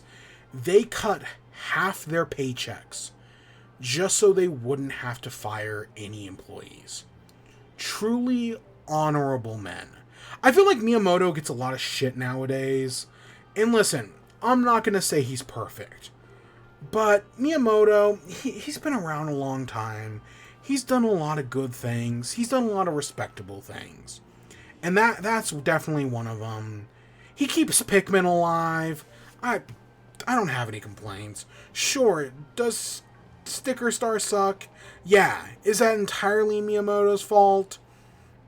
Technically, no. Same thing with, like, Dinosaur Planet. That wasn't Miyamoto's fault either. Partially, but not entirely. But, okay, back on subject. So, he passed away. Truly a great man. Great programmer. As someone who loves Pokemon, of course, the fact that because of him, he was able to get the Kanto region into Pokemon Gold and Silver, only possible because of him. His whole work on golf, and finding out that because of his work on NES Golf, he laid the foundations for every golf game that comes after it, that they all in some way take influence from his original, is amazing. Like, I had no idea about that. Because two things I will recommend. Of course, if you've never read Iwata's book, Ask Iwata, I highly recommend it. It's got a lot of great stories about, him as a developer, working on these games. It goes through his history as he worked his way through HAL and then through Nintendo. There's tons of great stories from the people who worked with him. Sakurai, who we'll talk about in a second. And,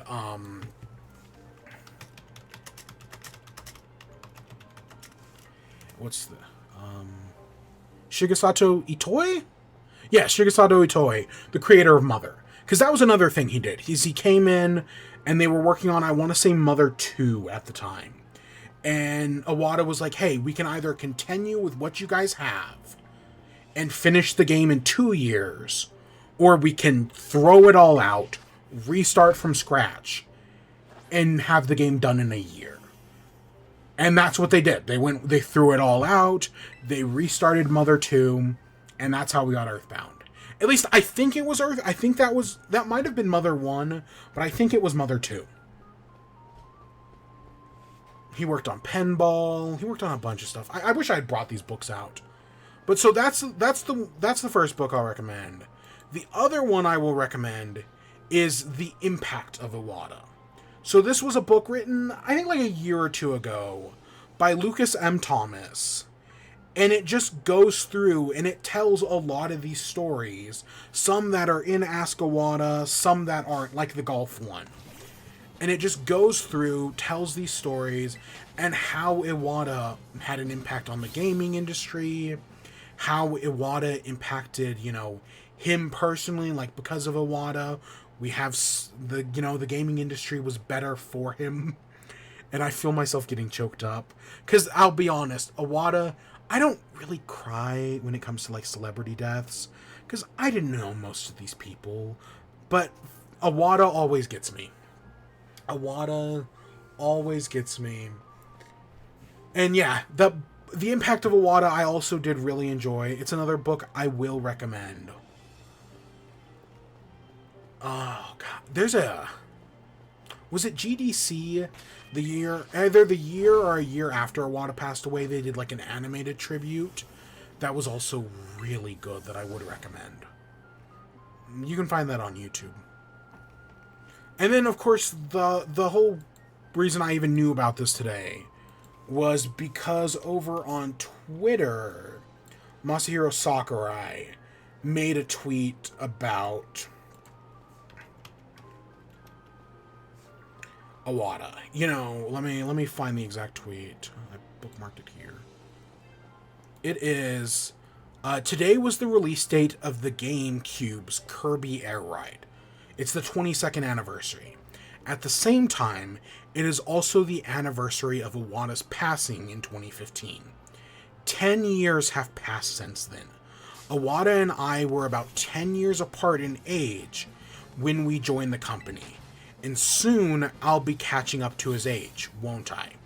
Right now, I'm pouring my heart into making Kirby Air Riders, and it's shaping up to be something great.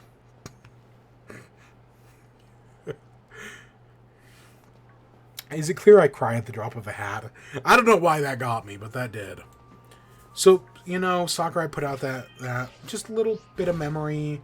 And yeah, that's really nice. That's really sweet. But yeah, Iwata, truly a great man. We were lucky to have had him. God. There's a comic. I have it saved somewheres. It's really fucking simple. But it's just like Iwata like going like, please understand or thank you, and then it's a guy replying like, no no, you, but he's like crying, and God, just thinking about it makes me cry. it's because at the time it happened, yeah, there was so many. God, let me see if I can find it real quick. I might have it saved somewheres.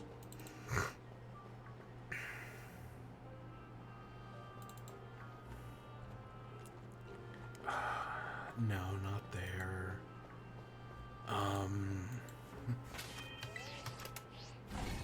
No, I don't. I don't have it saved there.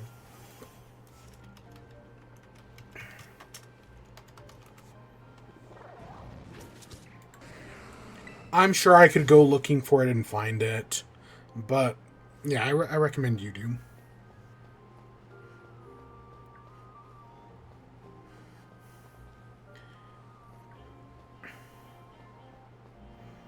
I'm surprised I didn't. You know, if I cry this easily, I'm amazed I didn't cry while talking about Superman. Like, I talked about crying during the movie, but not afterward, but not like while going through everything. But yeah, just, you know, taking a moment to remember such a great man.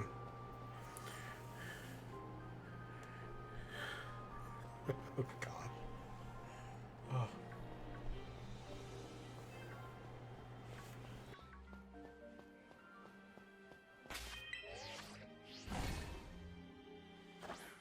Okay, what have I been enjoying? What have I been doing? We got 2 food things. One which happened a while ago, and one which I'm going to talk about now, because it had, like, I mentioned it earlier. We got the snack wraps, but the other thing I forgot to talk about a few weeks ago, Sonic. Sonic is doing a big Pickle thing, and I don't think we talked about it. I don't know. I didn't write it down. Nowhere in my notes did I write it down. So I think it was so bad that we just didn't talk about it, but I want to talk about it because it was so bad, and you shouldn't have it. We might have. If this is me going over it again, don't be surprised, but yeah, I got a drink from Sonic earlier this week, and it was like, oh shit, did we ever talk about that during the show? And I don't think we did. So that's the first thing. Ironheart had the final last week. we had watched episodes 1, 2, and 3. This week, my goal was to have episodes 4, 5, and 6 done. But I just didn't. I just didn't get it done. So that sucks, but I watched one episode, so we'll talk about that. And then SGDQ is going on right now. It is tomorrow, or I guess technically today, because it is past midnight. It is the final day of SGDQ, so I do want to talk about that. Admittedly, I haven't seen much this year. I've been busy, so I haven't seen much, but I've seen a few runs, so I want to talk about it, you know. And then Marble League. We got the Marble League. I may also talk about like one or two other things. I don't know if I can think of anything. Because I don't want to... I want to find this... I'm amazed at how quick we found those shiny Duraludons. And now finding the shiny Bombardier.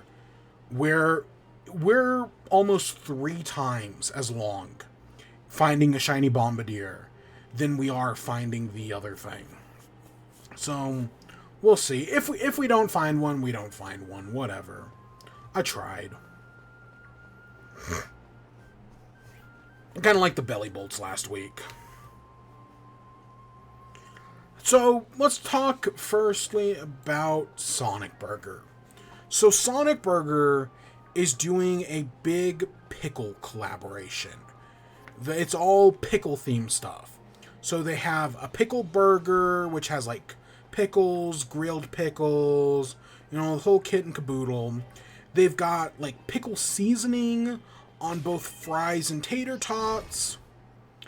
And then they have a pickle slush, which they've done before, by the way. This is not the first time Sonic Burger has done a pickle slush. So those are the 3 things they have. Or 4 things, I guess. There might be something else. But, so... I'm going to start with the burger. Let's do best to worst. The best thing is probably the fries. I had the tots.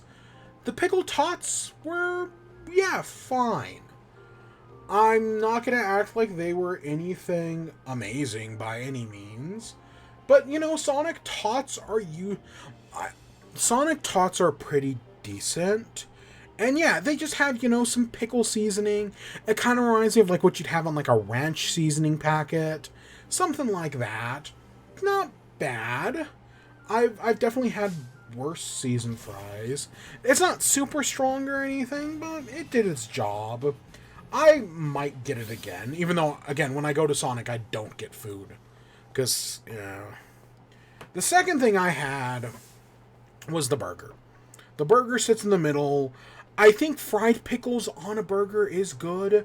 There was that, I want to say Burger King did a fried pickle burger, sometime last year with their, like, $1 million Whopper thing.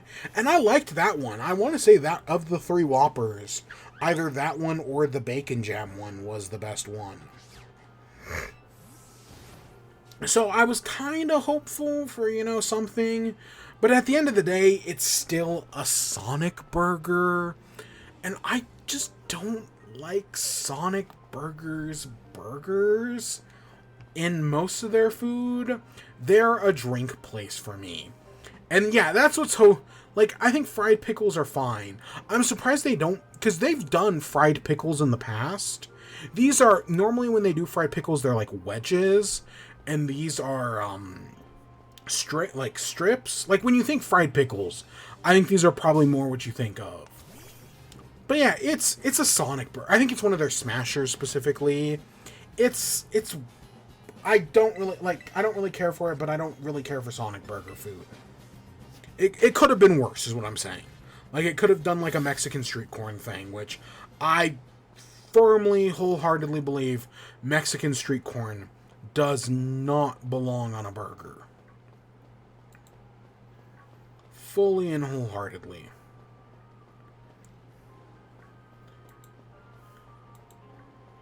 Hey, Astral Cat, how you doing? So, the third thing I had from Sonic Burger was a pickle slush.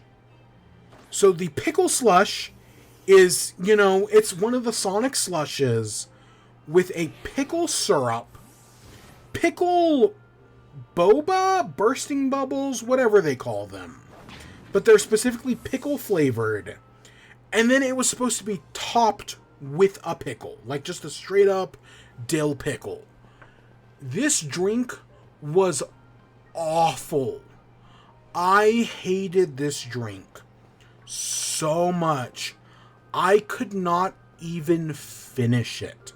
I tried. It's one of those things where I'd take a sip, it'd be awful, and I'd give it a minute and maybe it'll be better on the next sip. And it just wasn't. The bursting bubbles, getting that vinegary taste pop in your mouth. Oh my gosh, it's horrible. This is the worst thing I've had all year. Without a doubt. I don't, because I'm not a huge pickle guy. I'll be honest, it's not like I go to a burger place and no pickles. But I don't love, I'm not going to go out of my way to get them. But this was fucking awful. Just truly terrible. And then, so it was bad. But they also fucked it up because, instead of putting a dill pickle on it, where I got it from, they put some of the fried pickles on it.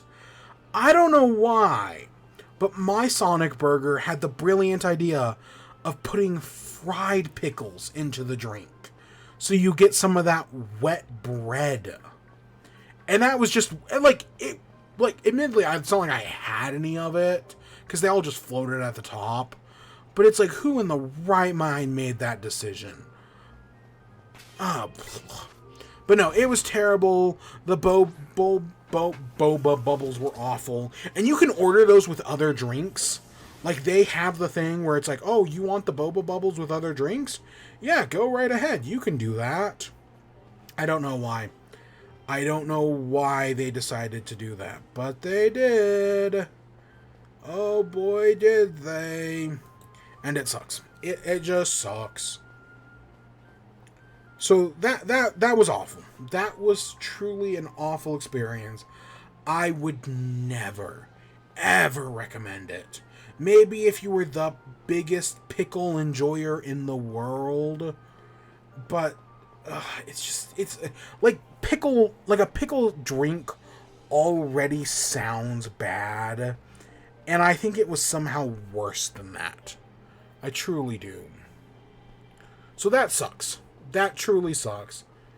So that was the bad food thing. Again, I had this weeks ago, and I meant to talk about it, and it was so bad that I guess I just didn't. But we're here talking about it now. The other food thing, though, the good one, snack wraps.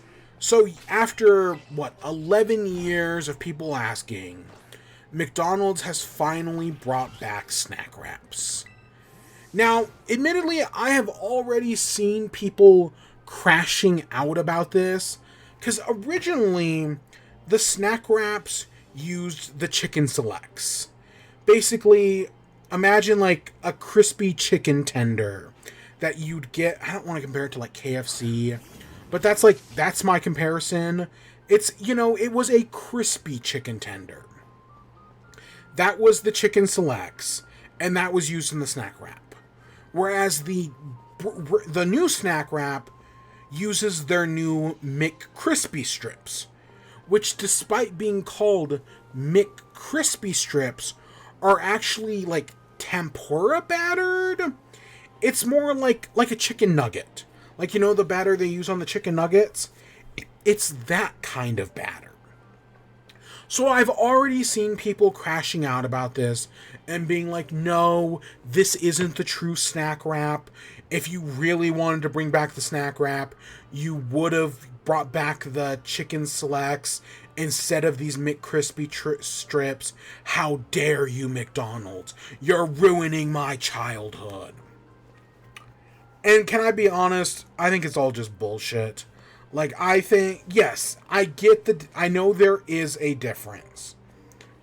But unless you're a certain type of autistic, I don't think it's gonna matter. I'd be much more worried about the chicken strips being dry than I would be them battered or crumbled or whatever. Which, I mean, thankfully the ones I got weren't dry. I've heard everyone's not been so lucky. But no, these new snack wraps are fine. They're fine. The thing is, I personally have no real attachment to the snack wrap because I don't remember ever getting one before. Like, that's the thing. I don't really have fond memories of the snack wrap because I was never a snack wrap guy to begin with. I'm a plain and simple McDouble kind of guy. I like a good McDouble. A nugget can be good on occasions, but I think a McDouble is fine. Occasionally a Big Mac, but I like that Big Mac sauce. That's it. Like, that's the only reason. Not that I even get, because honestly, I know I've talked a lot about how since the pandemic, a lot of restaurants have taken hits.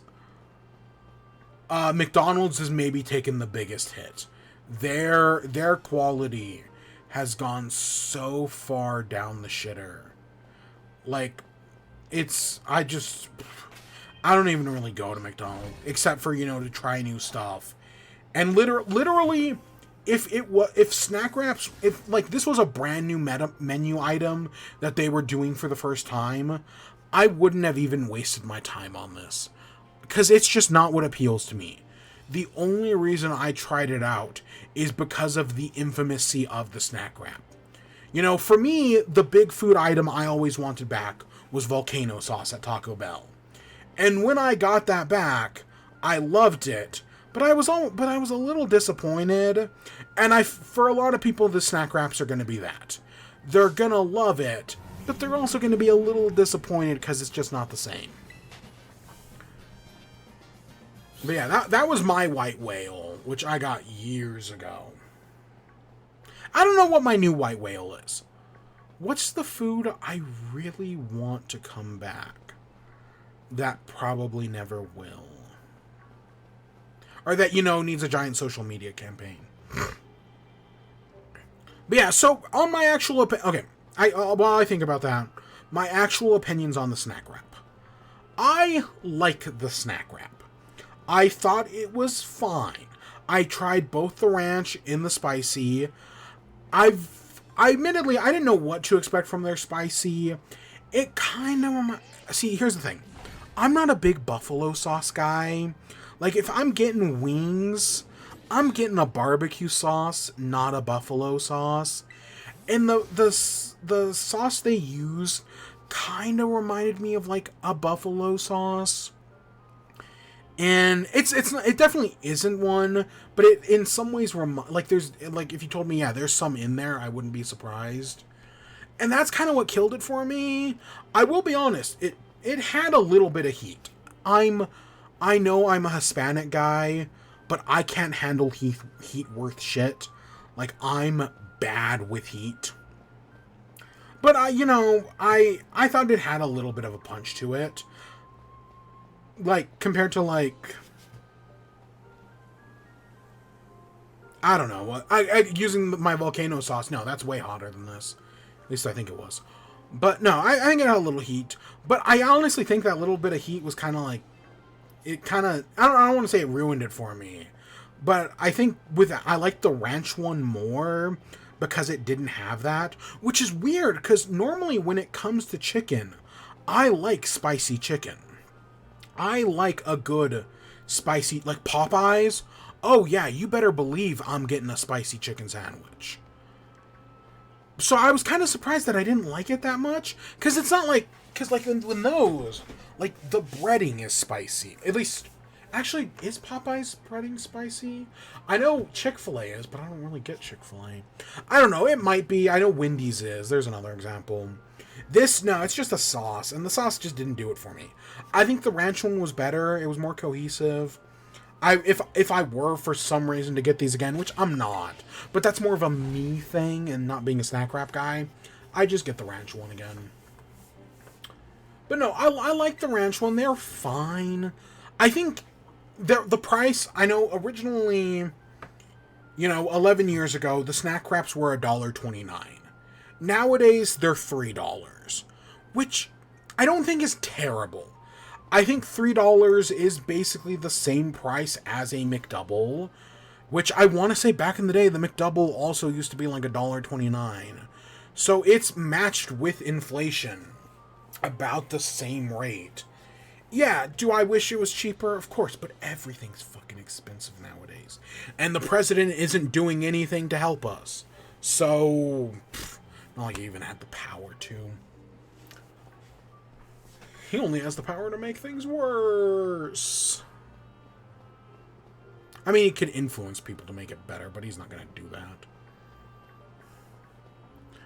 Where was I getting? Yeah, so yeah, the snack wraps, I think they're fine. I think if you if you see like, oh, they're not using the chicken selects and are like, nah, I'm not even gonna fucking bother, I think that's bad faith. If you really cared, you'd probably still try it anyways. Not that I'm gonna shame you for not trying it. I don't give a shit. But I think the snack wrap was fine. I'm not blown away by it. I'm probably not gonna get it again. But also, I'm probably not gonna eat McDonald's again for a while.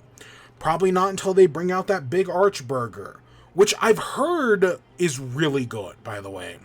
From people who have it in like Canada and England, I've heard the Big Arch Burger is really good, and I'm just kind of waiting for them to bring it to the States. But yeah, until then, I probably won't have McDonald's again. But if you're one of the people who wanted the snack wrap back, I hope they're satisfying, and if not, that sucks. Again, I've heard some people complain that it's like dry or whatever. Mine wasn't, so maybe I got lucky, but yeah, it was fine. I'm just not a big chicken guy, especially at McDonald's. No, if you want good chicken, you go to Popeyes. Which, okay, that's the other thing about the snack wrap. Real quick side tangent.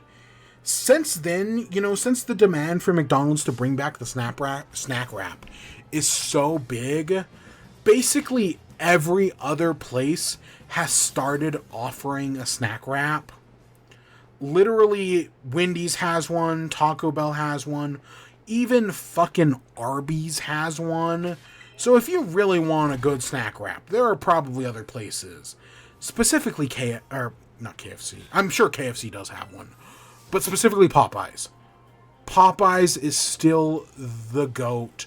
Always have been. Always will be. Just go to Popeyes. God, if only they'd build one within like half an hour of me.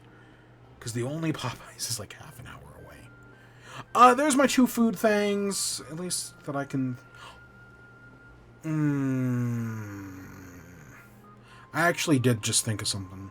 Well, maybe we'll save it for a little bit. Maybe I'll talk about it at the end. Let's talk about Ironheart. So, last time we talked about Ironheart, I talked about what I think is interesting about the show is that Riri's not exactly a good person in the show. I don't want to say she's a villain, but she's done some pretty evil shit. Like, she wants to be a hero. She even asks, like, her friend, like, do you think I'm a good person? And he's like, it's complicated. Even though, she's clearly going through some shit and she just wants her reassurance. But yeah, at the end of the 3rd episode, the guy figures out, like, that she's lying to them. And she fucking lets him die. She doesn't, like, directly kill him, but if she wanted to save him, she could have. And she doesn't. And also she fucked up because she was wearing like this piece of tech from Ezekiel Stain. Which I still think the Ezekiel Stain thing is dumb. Like, he could have just been some guy. Joey McGillicuddy or whatever they call him. But no, she steals his thing, she loses it, and it's like, oh shit, now he's in trouble as well. This episode, we find out basically like 24 hours later. No, he's been caught, he's been arrested. That, honestly, that's one of the least realistic things in this show.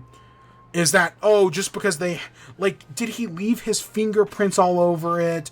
Did it have a sample of his DNA? Did it say, if found, return to Ezekiel Stain and give his address? Like, the fact that within 24 hours, they've arrested him and seized all of his stuff. Like, I get it. They just murdered a billionaire. And that's clearly the only time cops give a shit. But I think it's kind of contrived. Admittedly, this show was... You know, we talked about Superman being written 3 years ago. This show was filmed like 3 years ago. So admittedly, they, you know, in the real life thing, I think it took them, 8 days to find the guy who might not even have been the right guy, by the way. Just FYI. Real quick, we're gonna kill some bombardiers here. At least until we get the notification. We just passed 1,000. We just looked at 1,000 bombardiers. Not a single one. So I'm gonna thin the herd a little bit. Because you're supposed to do around 60. But I always work, like, I try to hit exactly that number. Usually, normally I actually try to hit 61. So just in case, we're gonna thin the herd a little bit. Because they usually give you a notification that's like, hey, you've almost finished off this raid. So we're gonna kind of wait to get to that. And then we'll start, looking around again. But at 1,000, we definitely should have found something at this point. Because I want to say that's the odds.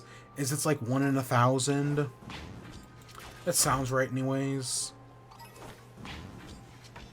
It's kind of ridiculous. What was I going on about? It might be 1,200 now that I think about it. Whatever. So yeah, I think the fact that he immediately gets caught, and I like that he calls Riri out as like, you're just a selfish kid who's only doing it for themselves, who doesn't care who gets hurt.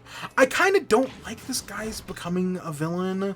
Like, I honestly think, like, his whole backstory, you find, sure, is the Ezekiel Stain thing dumb? See, there's our message. Yes, I do think the Ezekiel Stain thing is dumb. But I didn't need this guy to be like the guy in the chair, but I don't need him to be a villain either. So I'm less interested in that. And at the end, they're making him like cyborg, like they're giving him like bionics. They're turning him into a cyborg, and I don't know how to feel about that. That's just kind of whatever. I don't know. We still got 2 more episodes. The whole thing, something I did really like in this episode is so Riri's mom and her friends are into like the spiritual stuff. Riri's a woman of science. Spiritual stuff isn't real. But, she's freaking out. She almost, she falls asleep in her suit, almost hurts her mom. And then afterwards, she tells her mom, like, oh, maybe we should go, like, do some of that spiritual stuff that you're always talking about. So they take her down to, like, a spiritual shop, in which the woman in the spiritual the woman in the shop is Cree Summers. If you don't know, Cree Summers is one of the best voice actresses of all time. I put her up there with, Tara Strong. And even some of the guys like Mark Hamill. I think she's amazing at her job. She's one of my favorites. If you know her, if you grew up with me, like when I was a kid, the big things for her, she was number 5 in Codename Kids Next Door. She was in she was Maxine in Batman Beyond. She's been in a lot of DC stuff. She's been in, I want to say, like, all the DC animated shows at some point or another. She's done a lot of work in there. I want to say she started off on, not the Cosby Show, but, like, one of its spin-offs. I want to say that's where she started. But seeing her in the episode, and, she literally is wearing her hat. That, like, if you look up a picture of her, you'll see exactly what I'm talking about. She's dressed just like that in the episode. I immediately pegged her, and I was like, oh, that's so fucking cool. I'm so glad to see her in here, because she's fantastic. Love Cree Summers. So cool to see her here. Her daughter, though, looked so familiar, but I couldn't place it. I think I looked her up in the credits, and I had no idea who she was, but she looked so familiar. She looked like one of those Disney Channel girls, but I have no idea who she was. But it was cool. You find out that you know, you both worked at Comertage, or at least Cree Summers did. That she was there. She trained under presumably, not the Sorcerer Supreme. I can't remember fucking Tilda Swinton's character's name. She trained under her, presumably, but then left to go have her child. And now the child, wants to go to Comertage, study under Doctor Strange. I like that there was actual magic. Because that's just kind of something magic is real. And of course there'd be, people who set up magic shops that are actually magicians. So that was really neat. I like that whole moment.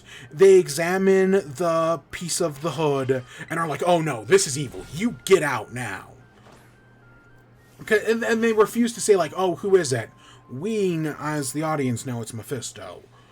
But in the moment, it works really well. I like that scene. The ending of the episode where the music guy, I want to say it's not David, but it's something like that. Basically Riri tries to destroy the piece of the hood. She can't. She realizes she's fucked. There's a scene where she orders Uber Eats to her, secret headquarters. I've seen people complain about that. I think it's fine.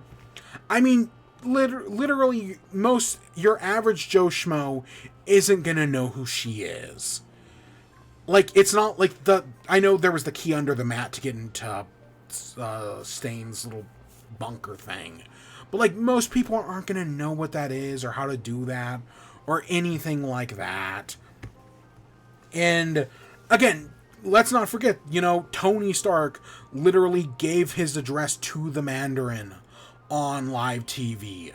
So I don't want to hear any complaints about this Uber Eat bullshit. But yeah, after being unable to destroy it, she, has a panic attack. She's freaking out. Natalie goes and gets her brother, which I'll be honest, I didn't realize that. I know he had mentioned Natalie and he makes music based off her, but I actually didn't know they were related. Natalie was his sister. Natalie reveals herself to the brother, the AI Natalie, and the brother freaks the fuck out and is like, hey, you shouldn't have done this. You should delete her. That's a mistake. Natalie runs off crying and takes the iron suit with her. The guy runs off and is like, I don't need your, protection watches or anything. Meanwhile, the Hood breaks Ezekiel Stain out of jail and is like, hey, we're going to kill Riri Williams. You're going to be our new tech guy. And that's basically right. The episode ends with him getting his cybernetics. So, yeah, no, I think it's an interesting episode. I definitely had some moments I liked. I liked all the magic stuff. That was cool. But yeah, we only got 2 episodes left. It's obviously going to get worse. The one big thing about the episode's already been spoiled for me. I know Mephisto's going to show up. I want to say it's Sacha Baron Cohen's, who I actually think is a good... way better than getting fucking Morbius. I'll say that. So yeah, I'll hopefully next week, we'll see. We'll see. So yeah, SGDQ was this week. SGDQ, Summer Games Done Quickly, twice a year, once in January, once in July. They come together, we speedrun a lot of games really quickly. I'll be honest, I haven't watched that much this year. I wanted to, but I just haven't really had the time.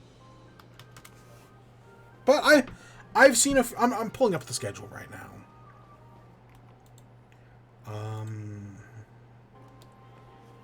Okay, let me see. Which runs did I watch? The Banjo-Kazooie run by TR Stormed was... I think that was one of the first ones, right? I think that was good. I actually intentionally skipped the Indiana Jones one. Just because even though I know speedruns don't really spoil anything, I was like, you know what? I'm good. I don't need to see that. Because I do want to play that game at some point. I missed the Astrobot one. Did I see that? No. I've heard the Roller Coaster Tycoon one was good. Look what we found. So we might not have found a shiny Bombardier, but we did find something. We still have some time, though. I've heard the Roller Coaster Tycoon run was good. I admittedly didn't watch it, but I've heard, I think they did a glitch exhibition, so that was cool. Maker. I did watch the Link's. I had to watch the Link's Awakening DX one. I'm glad they did both a without no wrong warps, no out of bounds. Always fun to see that. They go through it real quick. It was all around a good run. Ryan Ford did a good job. And it was cool to see the bonus run. If you've never seen any percent with out of bounds world record for Link's Awakening DX, I highly recommend you look it up. It's a really they break the game, and the world record's probably less than 3 minutes, actually. It's a really quick run. So I recommend you go check it out. Sadly, when they tried to do it, it broke on them, which does suck. But it was cool to see nevertheless. I also did skip the Blueprints one intentionally. I wanted to see the Plants. I skipped the Blueprints one. And was like, okay, but I'll come back for Plants vs. Zombies. And then I just forgot. I forgot.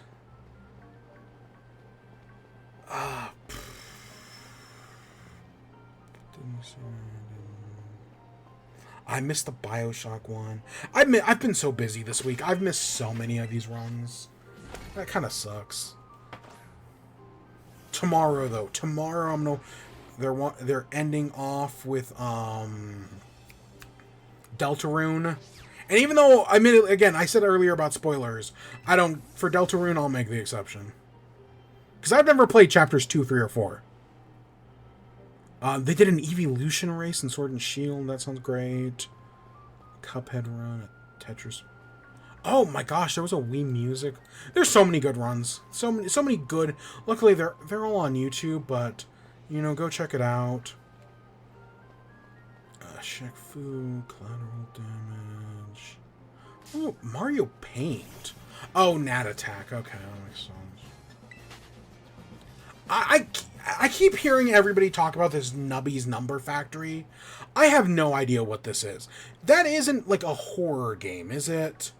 Is that game more like Shapes 2 or something like that? Like one of those Shapes games, or like a Brandon. Oh god. The guy who did Infinifactory. Brandon Thorne? Is that his name? Is it one of those? Is it like an Infinifactory or a Space Cam? Is it a game like that? Or is it a horror game? Like a Baldi's Basics. I have no idea. But I hear people talk about it.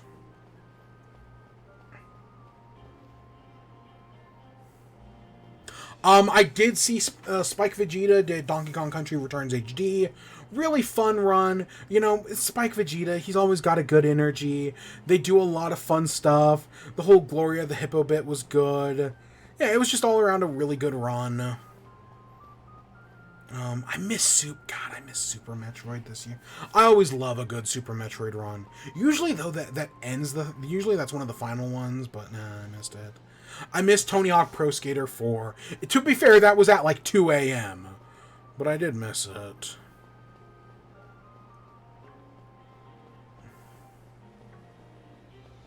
The Super Mario Maker relay race, fantastic. Always is, of course. But yeah, I really enjoyed that one. And then, of course, right afterwards, they did Balatro. And, I admittedly did not see the Balatro run last year. I missed it. But I was like, oh yeah, I definitely got to see it this year. And so I sat down, I watched it. It's crazy. It was a good run. It's like that. Oh, look at that. So yeah, Balatro was a great run. I really enjoyed it. They were gonna do 7 decks, which is the category. Random seed, skips allowed. They ended up doing 8 decks because they had so much time. That was a lot of fun. Great, right? If you know nothing about Balatro, it's probably so confusing. But yeah. And then currently, right now, Monster Hunter World Showcase is going on, and they're going to be Spider-Man 2 starts any minute. Any minute now, Spider-Man 2 is going to start. So after you're done with this, go watch Spider-Man 2. I would send you all over, but I don't even have access to those features. The raid stuff. I actually probably do. I've just never done it before. Alright, so I think that we found the shiny. We found a bonus shiny even. So that's a success, assuming we can actually catch this thing. If you've noticed tonight, I've tried to use like some of the... Because I save up all these balls, and it's like, oh, you know, maybe I should use like... you know, because I catch everything in a quick ball. And it's like, oh, wouldn't it be cool to have Bombardier in a Premier Ball? Wouldn't it be cool to have, you know, Duraludon in a Heavy Ball? Didn't work out, obviously, but I tried. So yeah, but yeah, go watch SGDQ. There's 1 day left. Some of the final runs are Blasphemous, Batman Vengeance, MacBat 6. I have no idea what that is. Final Fantasy 9, which looks like there's a bunch of bid wars going on. Super Mario Bros. 3. Kirby Superstar Ultra, Celeste, good Celeste run, a 120-star Mario 64 run. Oh, that'll probably be good. They might be doing Mario Kart World if they reach the incentive, because that's a bonus. And then ending off with Deltarune. Chapters 1 plus 2, all bosses glitchless. Yeah, sounds great. That's I think a really good game to end the show. Yeah, I'll definitely have to check it. I love a good Mario 64 run, man. Mario 64, like, I'd probably, if I had to learn a speedrunning game, I'd probably learn Odyssey before 64. But I don't hate the idea. Like, I don't know. The ending of 64 always kills me. I'm so bad at it. Yeah. Okay, so, as we hopefully catch this Bombardier and, you know, get ready to do other stuff, you know, let me show off all my shinies, of course, that we caught tonight. Thoughts? Miscellaneous stuff. Because I've started adding a miscellaneous category into things. Like a Misc. The one thing I didn't mention earlier, when I talked about Superman. I saw Superman at the Alamo Draft House. Because, you know, I'll be honest, it's Alamo Draft House. It's kind of one of those things like IMAX, or now that I have 4DX, where it's like, I don't really go to Alamo Draft House, even though there's one pretty decently close by. But it's you know, it's expensive. And I don't really go to Alamo. But I was like, hey, this is Superman. This is a special event. Of course I want to do it. You know, they're probably going to do like a special Superman cocktail and whatnot. Of course I got to try that shit out. So that's exactly what I did. I went to Alamo. I had some chips and queso. Really good queso. Really good. I had a burger, bacon burger. Nice, juicy. I don't know if I'd ever had one of their burgers. I know I'd had their pizzas. I don't know if I'd had one of their burgers before. Actually, a really good burger. It kind of reminds me of like a Texas Roadhouse, which I know not everybody loves Texas Roadhouse. I actually think that for the price, it's actually not bad at all. So, yeah. It's a pretty good burger. It was a good bacon burger. I had some queso, so I put some queso on it. I had a dessert. I had a red velvet cake. You know, that was also pretty good. Also pretty decent. So yeah, and then of course the Superman cocktail. For the life of me, I couldn't tell you what was in it, but it was bright blue, and yeah, it was nice. I had that, and I had like 4 beers. I was... I'll be honest, I don't drink that much. I don't drink that much. I don't smoke weed that much. Just not my style. But I was not shit-faced afterwards. Like, I did not... Like, I've never blacked out. But I was definitely like, okay, I've had a lot. I get so hot. Even just, like, one beer. Just, like, it goes through me, and it just makes me so hot. I sweat so much. But, you know, it was Superman. It was a special event. I was here for a good time.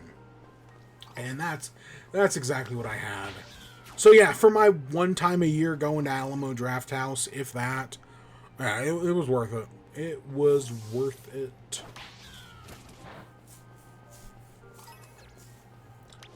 And yeah, it was a mostly packed house. Like, it was pretty full. And the service, it's Draft House, of course it's good. But yeah, no, it was a pretty full event. I don't know. I want this movie to make all the money in the world. I just don't know if it's going to. That's the thing.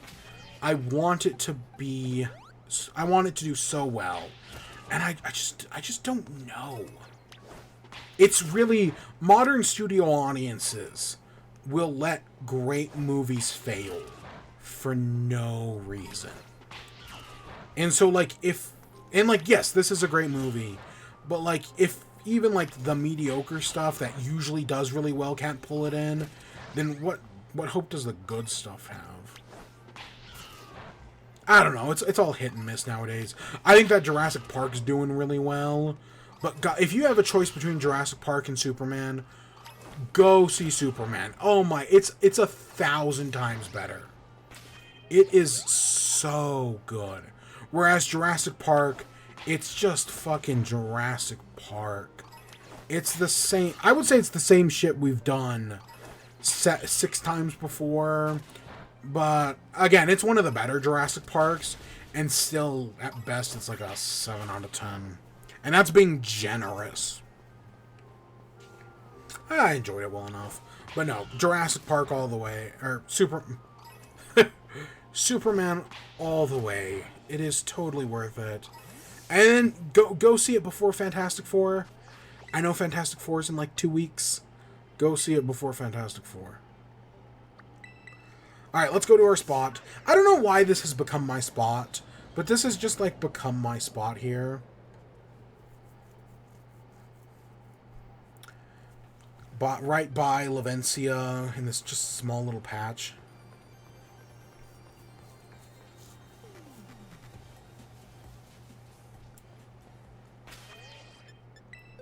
Alright, so what did we get today? We got 2 Duraludons. I just call it Duraludon. I know that's probably not right. We got a Nose Pass, and we got our 1 Bombardier. Again, Bombardier is not something I would normally shiny hunt, but just for the hell of it, why not? We needed something else to do tonight. One of those Duraludon is a lot bigger than the other. Holy shit. That's actually a very big difference. It might be taller. It's taller than Tyranitar. Wow. Look at how big. That's the one I'm going to make into the Archerodon. Probably. That's huge. I didn't realize that one was that big. That's cool. And then the Nose Pass just hanging out there in the background. That's fun. So yeah, we had a pretty successful night. I want to say I already have a Nose Pass, so I'll probably evolve that into a Probo Pass eventually, but I'll do that later. So yeah, we're not going to end off. We're going to, let me hit this, and we will... Boom.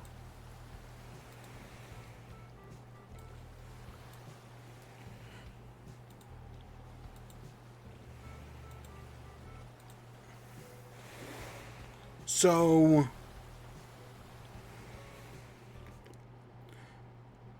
coming back over to the Marble League, we have the opening ceremony and just the first event. So we have the 4-team wave, you know, standard, simple event. But I do have something to show off. So, you know, because it was a special day today, I did get this Superman outfit done. That wasn't the only outfit I got. Woo! Team Galactic! Let's go! So I did get a Team Galactic outfit made. Of course, I had to. I had to get it done. You better believe it. Of course I did. If you want, this is the... Was this the logo I created? We have this. So I have that, which is... That's a design. So if you want to scan that in New Horizons, you can. But... I think... Okay, give me this. While we're watching this, I'll find the other one. But I do also have in Animal Crossing, I do have this shirt available as well. For if you want to rep Team Galactic, it's got this. It says Team Galactic on the back as well. So it's got the logo on the front, Team Galactic on the back. It looks a little bit... For some reason, in the model, it came out very pink. In the actual thing, it's a little bit more purple. I don't know why it looks so pink right here. But yeah, it is kind of... It looks a little bit more pink than it actually is here. But it's got the G, it's got Team Galactic. I'll post it up here in a second. It's also, if you just look up Team Galactic on the portal, you should also be able to find it. But yeah, I mentioned last week that if we made it into the league, we had to do it. So, of course, I did get this done. You know, I was already planning on doing the Superman one. Of course, I did this one. The Superman shirt, I do not have available because somebody else made it. But if you look up Superman, I was able to find that as well.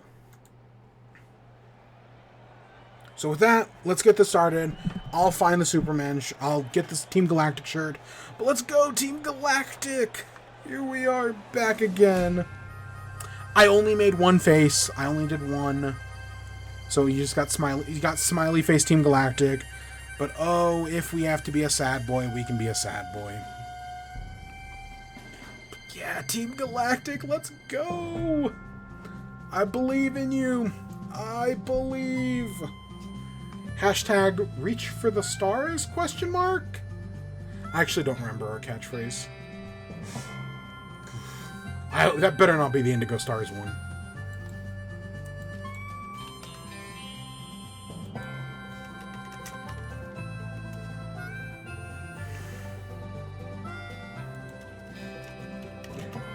I looked up Team Galactic and it just brought me all the Pokemon stuff. I had to look up marbles.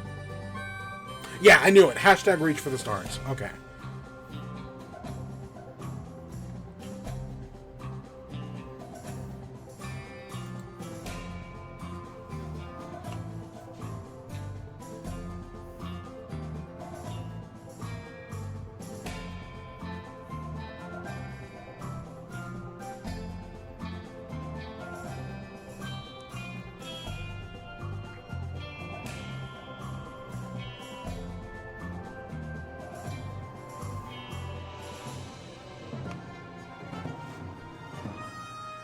Hosts the O'Rangers.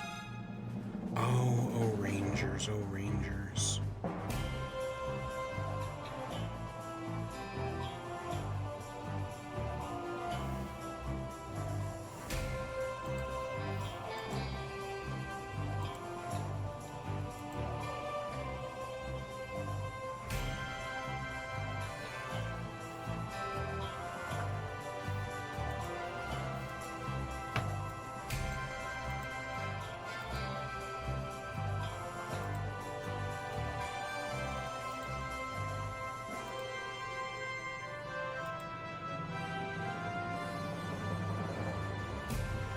It's just me downloading the patterns.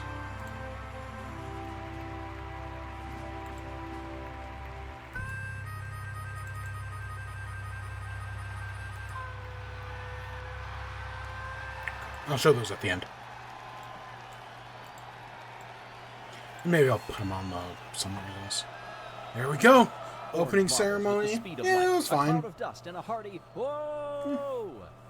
I like the set design. I like them going into. I love a good Western aesthetic, so I like them going into it. In the early West. Nowhere in the pages of history can one find greater champions of justice. Return with us now to this thrilling arena of sporting history. From out of all corners of the globe come the I like the star in the crowd. The best marble That's athletes. Good. The O'Rangers host the Marble League. Welcome, everyone, to Main Street, Nice where it's high noon and time for the start of the 10th Marble League. So, for the demos this year, to watch the opening ceremony you have fruit teams. Some of the classic, I want to say some classic teams, and some new teams are the test runners. At this opening event. So that's neat. I cannot remember any of their names. 4 teams, we'll get to know them pretty well. The Huckleberries, the Flaming Cherries, the Grape Shots, and the Flaming Cherries for the overall best score. But that's, and then you look at the individual I'm fun. Scoring marbles. Hey, it's not Mint Mobile. Which one? All right, Team Galactic, come on, you got this. I believe in you. Getting us started here in the opening I think most of us are in the 7. Oh, look at that. And did we have one go over? Trough number 5. A lot of orange and yellow settled in there. But the goal, I think that's one of our guys who went over. Down without going into that shit. Within the that cost battles. Oh, that cost us everything. Advance from the heat. Oh, exactly no. The Midnight Wisps and the O'Rangers do. Okay, that's already off to a terrible start. With mellow yellow back in 32. And then a sizable gap from there. We're the Oceanics, only one Cobalts, as well. Balls of Chaos. Did somebody go and out? Team Momo. And look at how many marbles made it down into the 9. Yeah, somebody went out. Had That's leave the track. Balls of Chaos. Balls of Chaos have gone over the side. Oh my gosh. In addition, they get 3 zeros. One of those being the marbles. Okay, at least we're not last. 2 of them in the catch basin down at the end. It's Oceanics and Momo that move on from the heat. But we have not seen that level of chaos in the swing wave before. That in and of itself is remarkable. Ooh, somebody Several got marbles left very early here. Yeah. Yes, 3 of them stranded down in the 2. 3 more in the 4. Quite a number made it into 8. We've not seen a solid run yet from all of our competitors, with nearly all of them making it down into 8, 9, or 10. We wait for the official Raspberry still beat us, though. Ducks with a 41. That is a stout score over the Bumblebees. Raspberry Racers and the Snowballs, they go no further. Speeders, Limers, Pinkies, and Blackjacks now. Savage Speeders have lost 1, 2, farther back. And we get 3 in the 10. Look at how many, is that 6 marbles in the 9 trough? Mind you, this is only the heats. You have to make it from here. And 41 apiece. Blackjacks and Pinkies, they tie. Every individual marble was exactly the same. Yeah, wow. That's pretty amazing. I don't think I've ever seen that before. And just like that, 9th through 16th is set. 13th on down, they had at least 1-0. Balls of Chaos. They don't want to talk about it. But it means that our hosts are in the top 8 and will be fighting for the medal as we continue along. Green Ducks, Momo, Blackjacks, and Midnight Wisps in the gate in semifinal 1. Oh, 1 marble was lost very early. Nobody made it into the catch basin.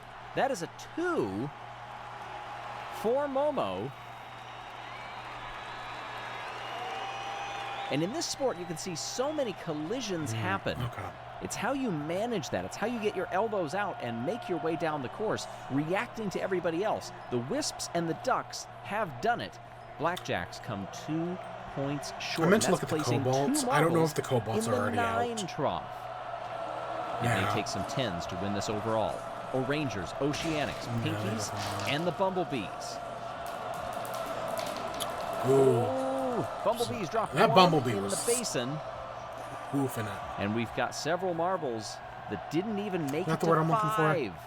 O'Rangers had 1 stranded in 3, but they still managed to win the heat and move on to really the final. Close. 36-35 over the Oceanics, who themselves had a marble back in the 2. Every team, by the way, got a 10 there. Talk about upping your game the farther we go into the competition. Blackjacks, they get 5th. Pinkies, Momo, and the Bumblebees will round out in 8th place. But now, ready to crown our first gold medalists of these games. This is the final. Wisps, O'Rangers, Green Ducks, and the Oceanics. Down they come. Green Ducks have lost one early. They've got 2 with a great head of steam. One of them goes too far. They got the only 10. 4 marbles, but they in the did 9, lose one, 4 and that's in going to the kill 8, them. 4 in the 5 as well. How is the math going to shake out on this one? Yeah. The Oceanics Oh, they were so close. In the first And event of God, the the Marble League. Oceanics winning.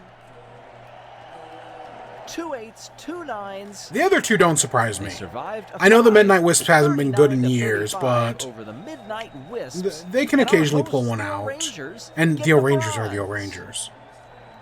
God, 14th. That's not a good start. Yeah, There that you see sucks the for the Green overall Ducks. They were order. so close there.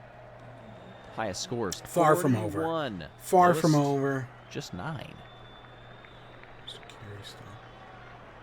Patron. Congratulations to our Because something finishers. I know last week we were talking about the sponsors and how like people can sponsor teams.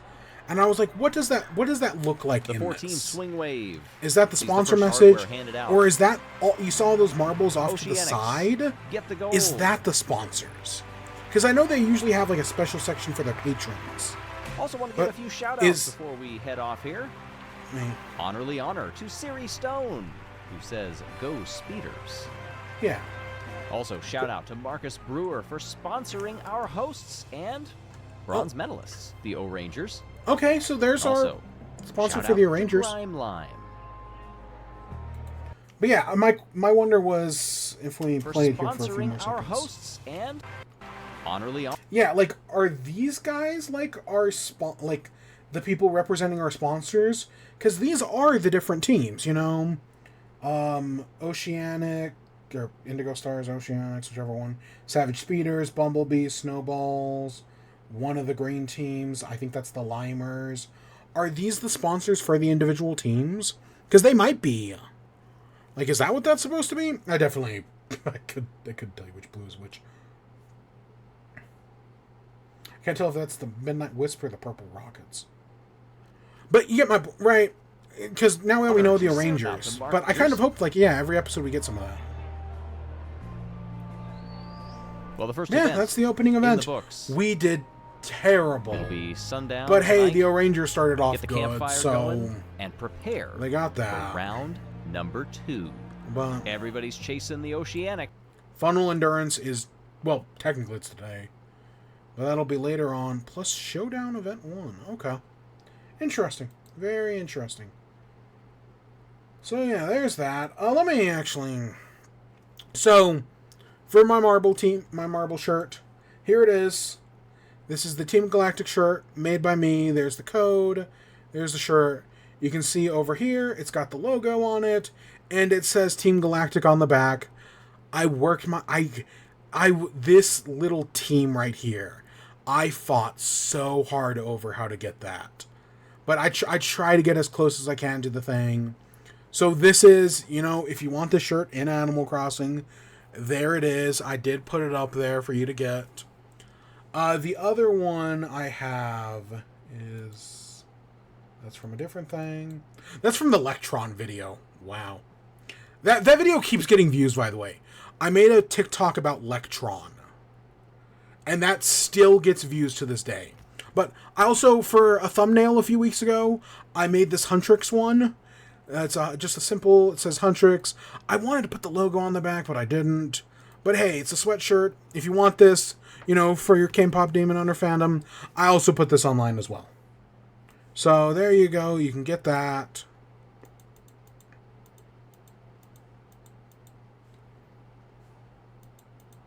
Why is that the next? You know, when flipping through my images, I would expect, like, oh, the next one to be the Team... Because, you know, I was looking at the Team Galactic logo when making it. I would expect that one to be the next one. But no, it's like 2 away. I got that, and then that. I don't get how these image sorters work. Maybe it's the numbers. How weird. Okay, whatever.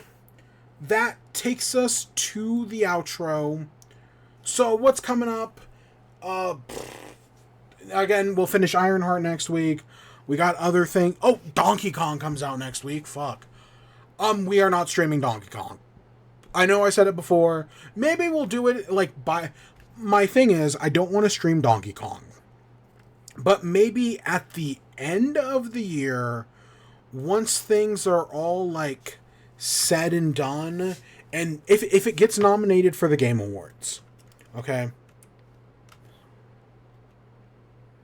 If Donkey Kong gets nominated for Game of the Year at the Game Awards, maybe then we'll sit down and we'll do another, hey, can you beat Donkey Kong before, it happens? Like, we'll put it up on our little TV again, like we did last time.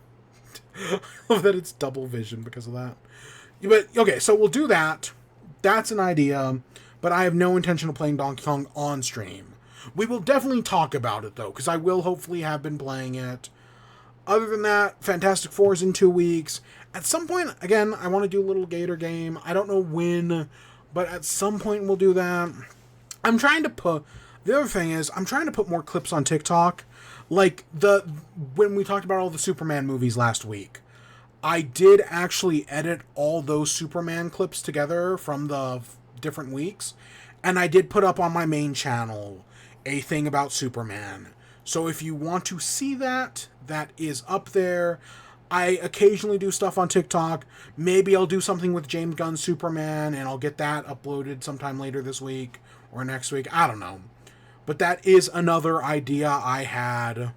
So we will see. But I'm definitely thinking about it. Like, don't get me wrong, I'm definitely thinking about it. Because there's a part of me that's kind of like... Okay, real just side tangent here. Have you noticed YouTubers keep creating so many channels? I don't know what it is, but recently I get the feeling that so many YouTubers are creating so many channels. The point I noticed it was from fucking Point Crow of all people. If you go on Point Crow's page, he's got Point Crow. He's got Crow Point. He's got Point Crow playthroughs, Point Crow VODs, Eric Marino. Why? And this is just a trend I noticed across the industry. Another channel I really like, Floyd Son. They created a second channel that was Floyd Son. CJ Yaw has CJ Yaw. Like, I understand having a VODs channel. Ever since the Vine Sauce days, I've been a firm believer in the Vines, and like having a normal channel and a VOD channel. I think that's very important. But I understand like maybe having like a clips channel, because you don't want to fill people's feed with a bunch of, shorts. I get that. But I don't know why people are creating so many channels. Especially because the content's so similar. Does any of that make sense? Is like, I think too many people have too many channels, and I'm kind of like, how do I segregate myself, for lack of a better word? Like, do I want to start putting the gameplay stuff, which I don't do that often. Should I put that on a different channel? Should I do that? Should I make a new one just for like, oh, let's say we play little Gator game. Should I put that on its own channel? Should I just keep that where it is? Because that's where it always would have been. I have no idea. So I'm just kind of, fucking steering blind here. And I don't know what to do. But it's something I've been thinking about recently. Because of, all these other channels. And I know it's to find your audiences and whatnot. Not like anybody watches me to begin with, but you get my point. So yeah, that's where we're gonna end off for tonight. After fucking, a 10-minute rant about this. Yeah, it was go see Superman. Go see Superman, it's fantastic. And with that, I hope you all enjoyed. Stay tuned for more. Till next time, peace.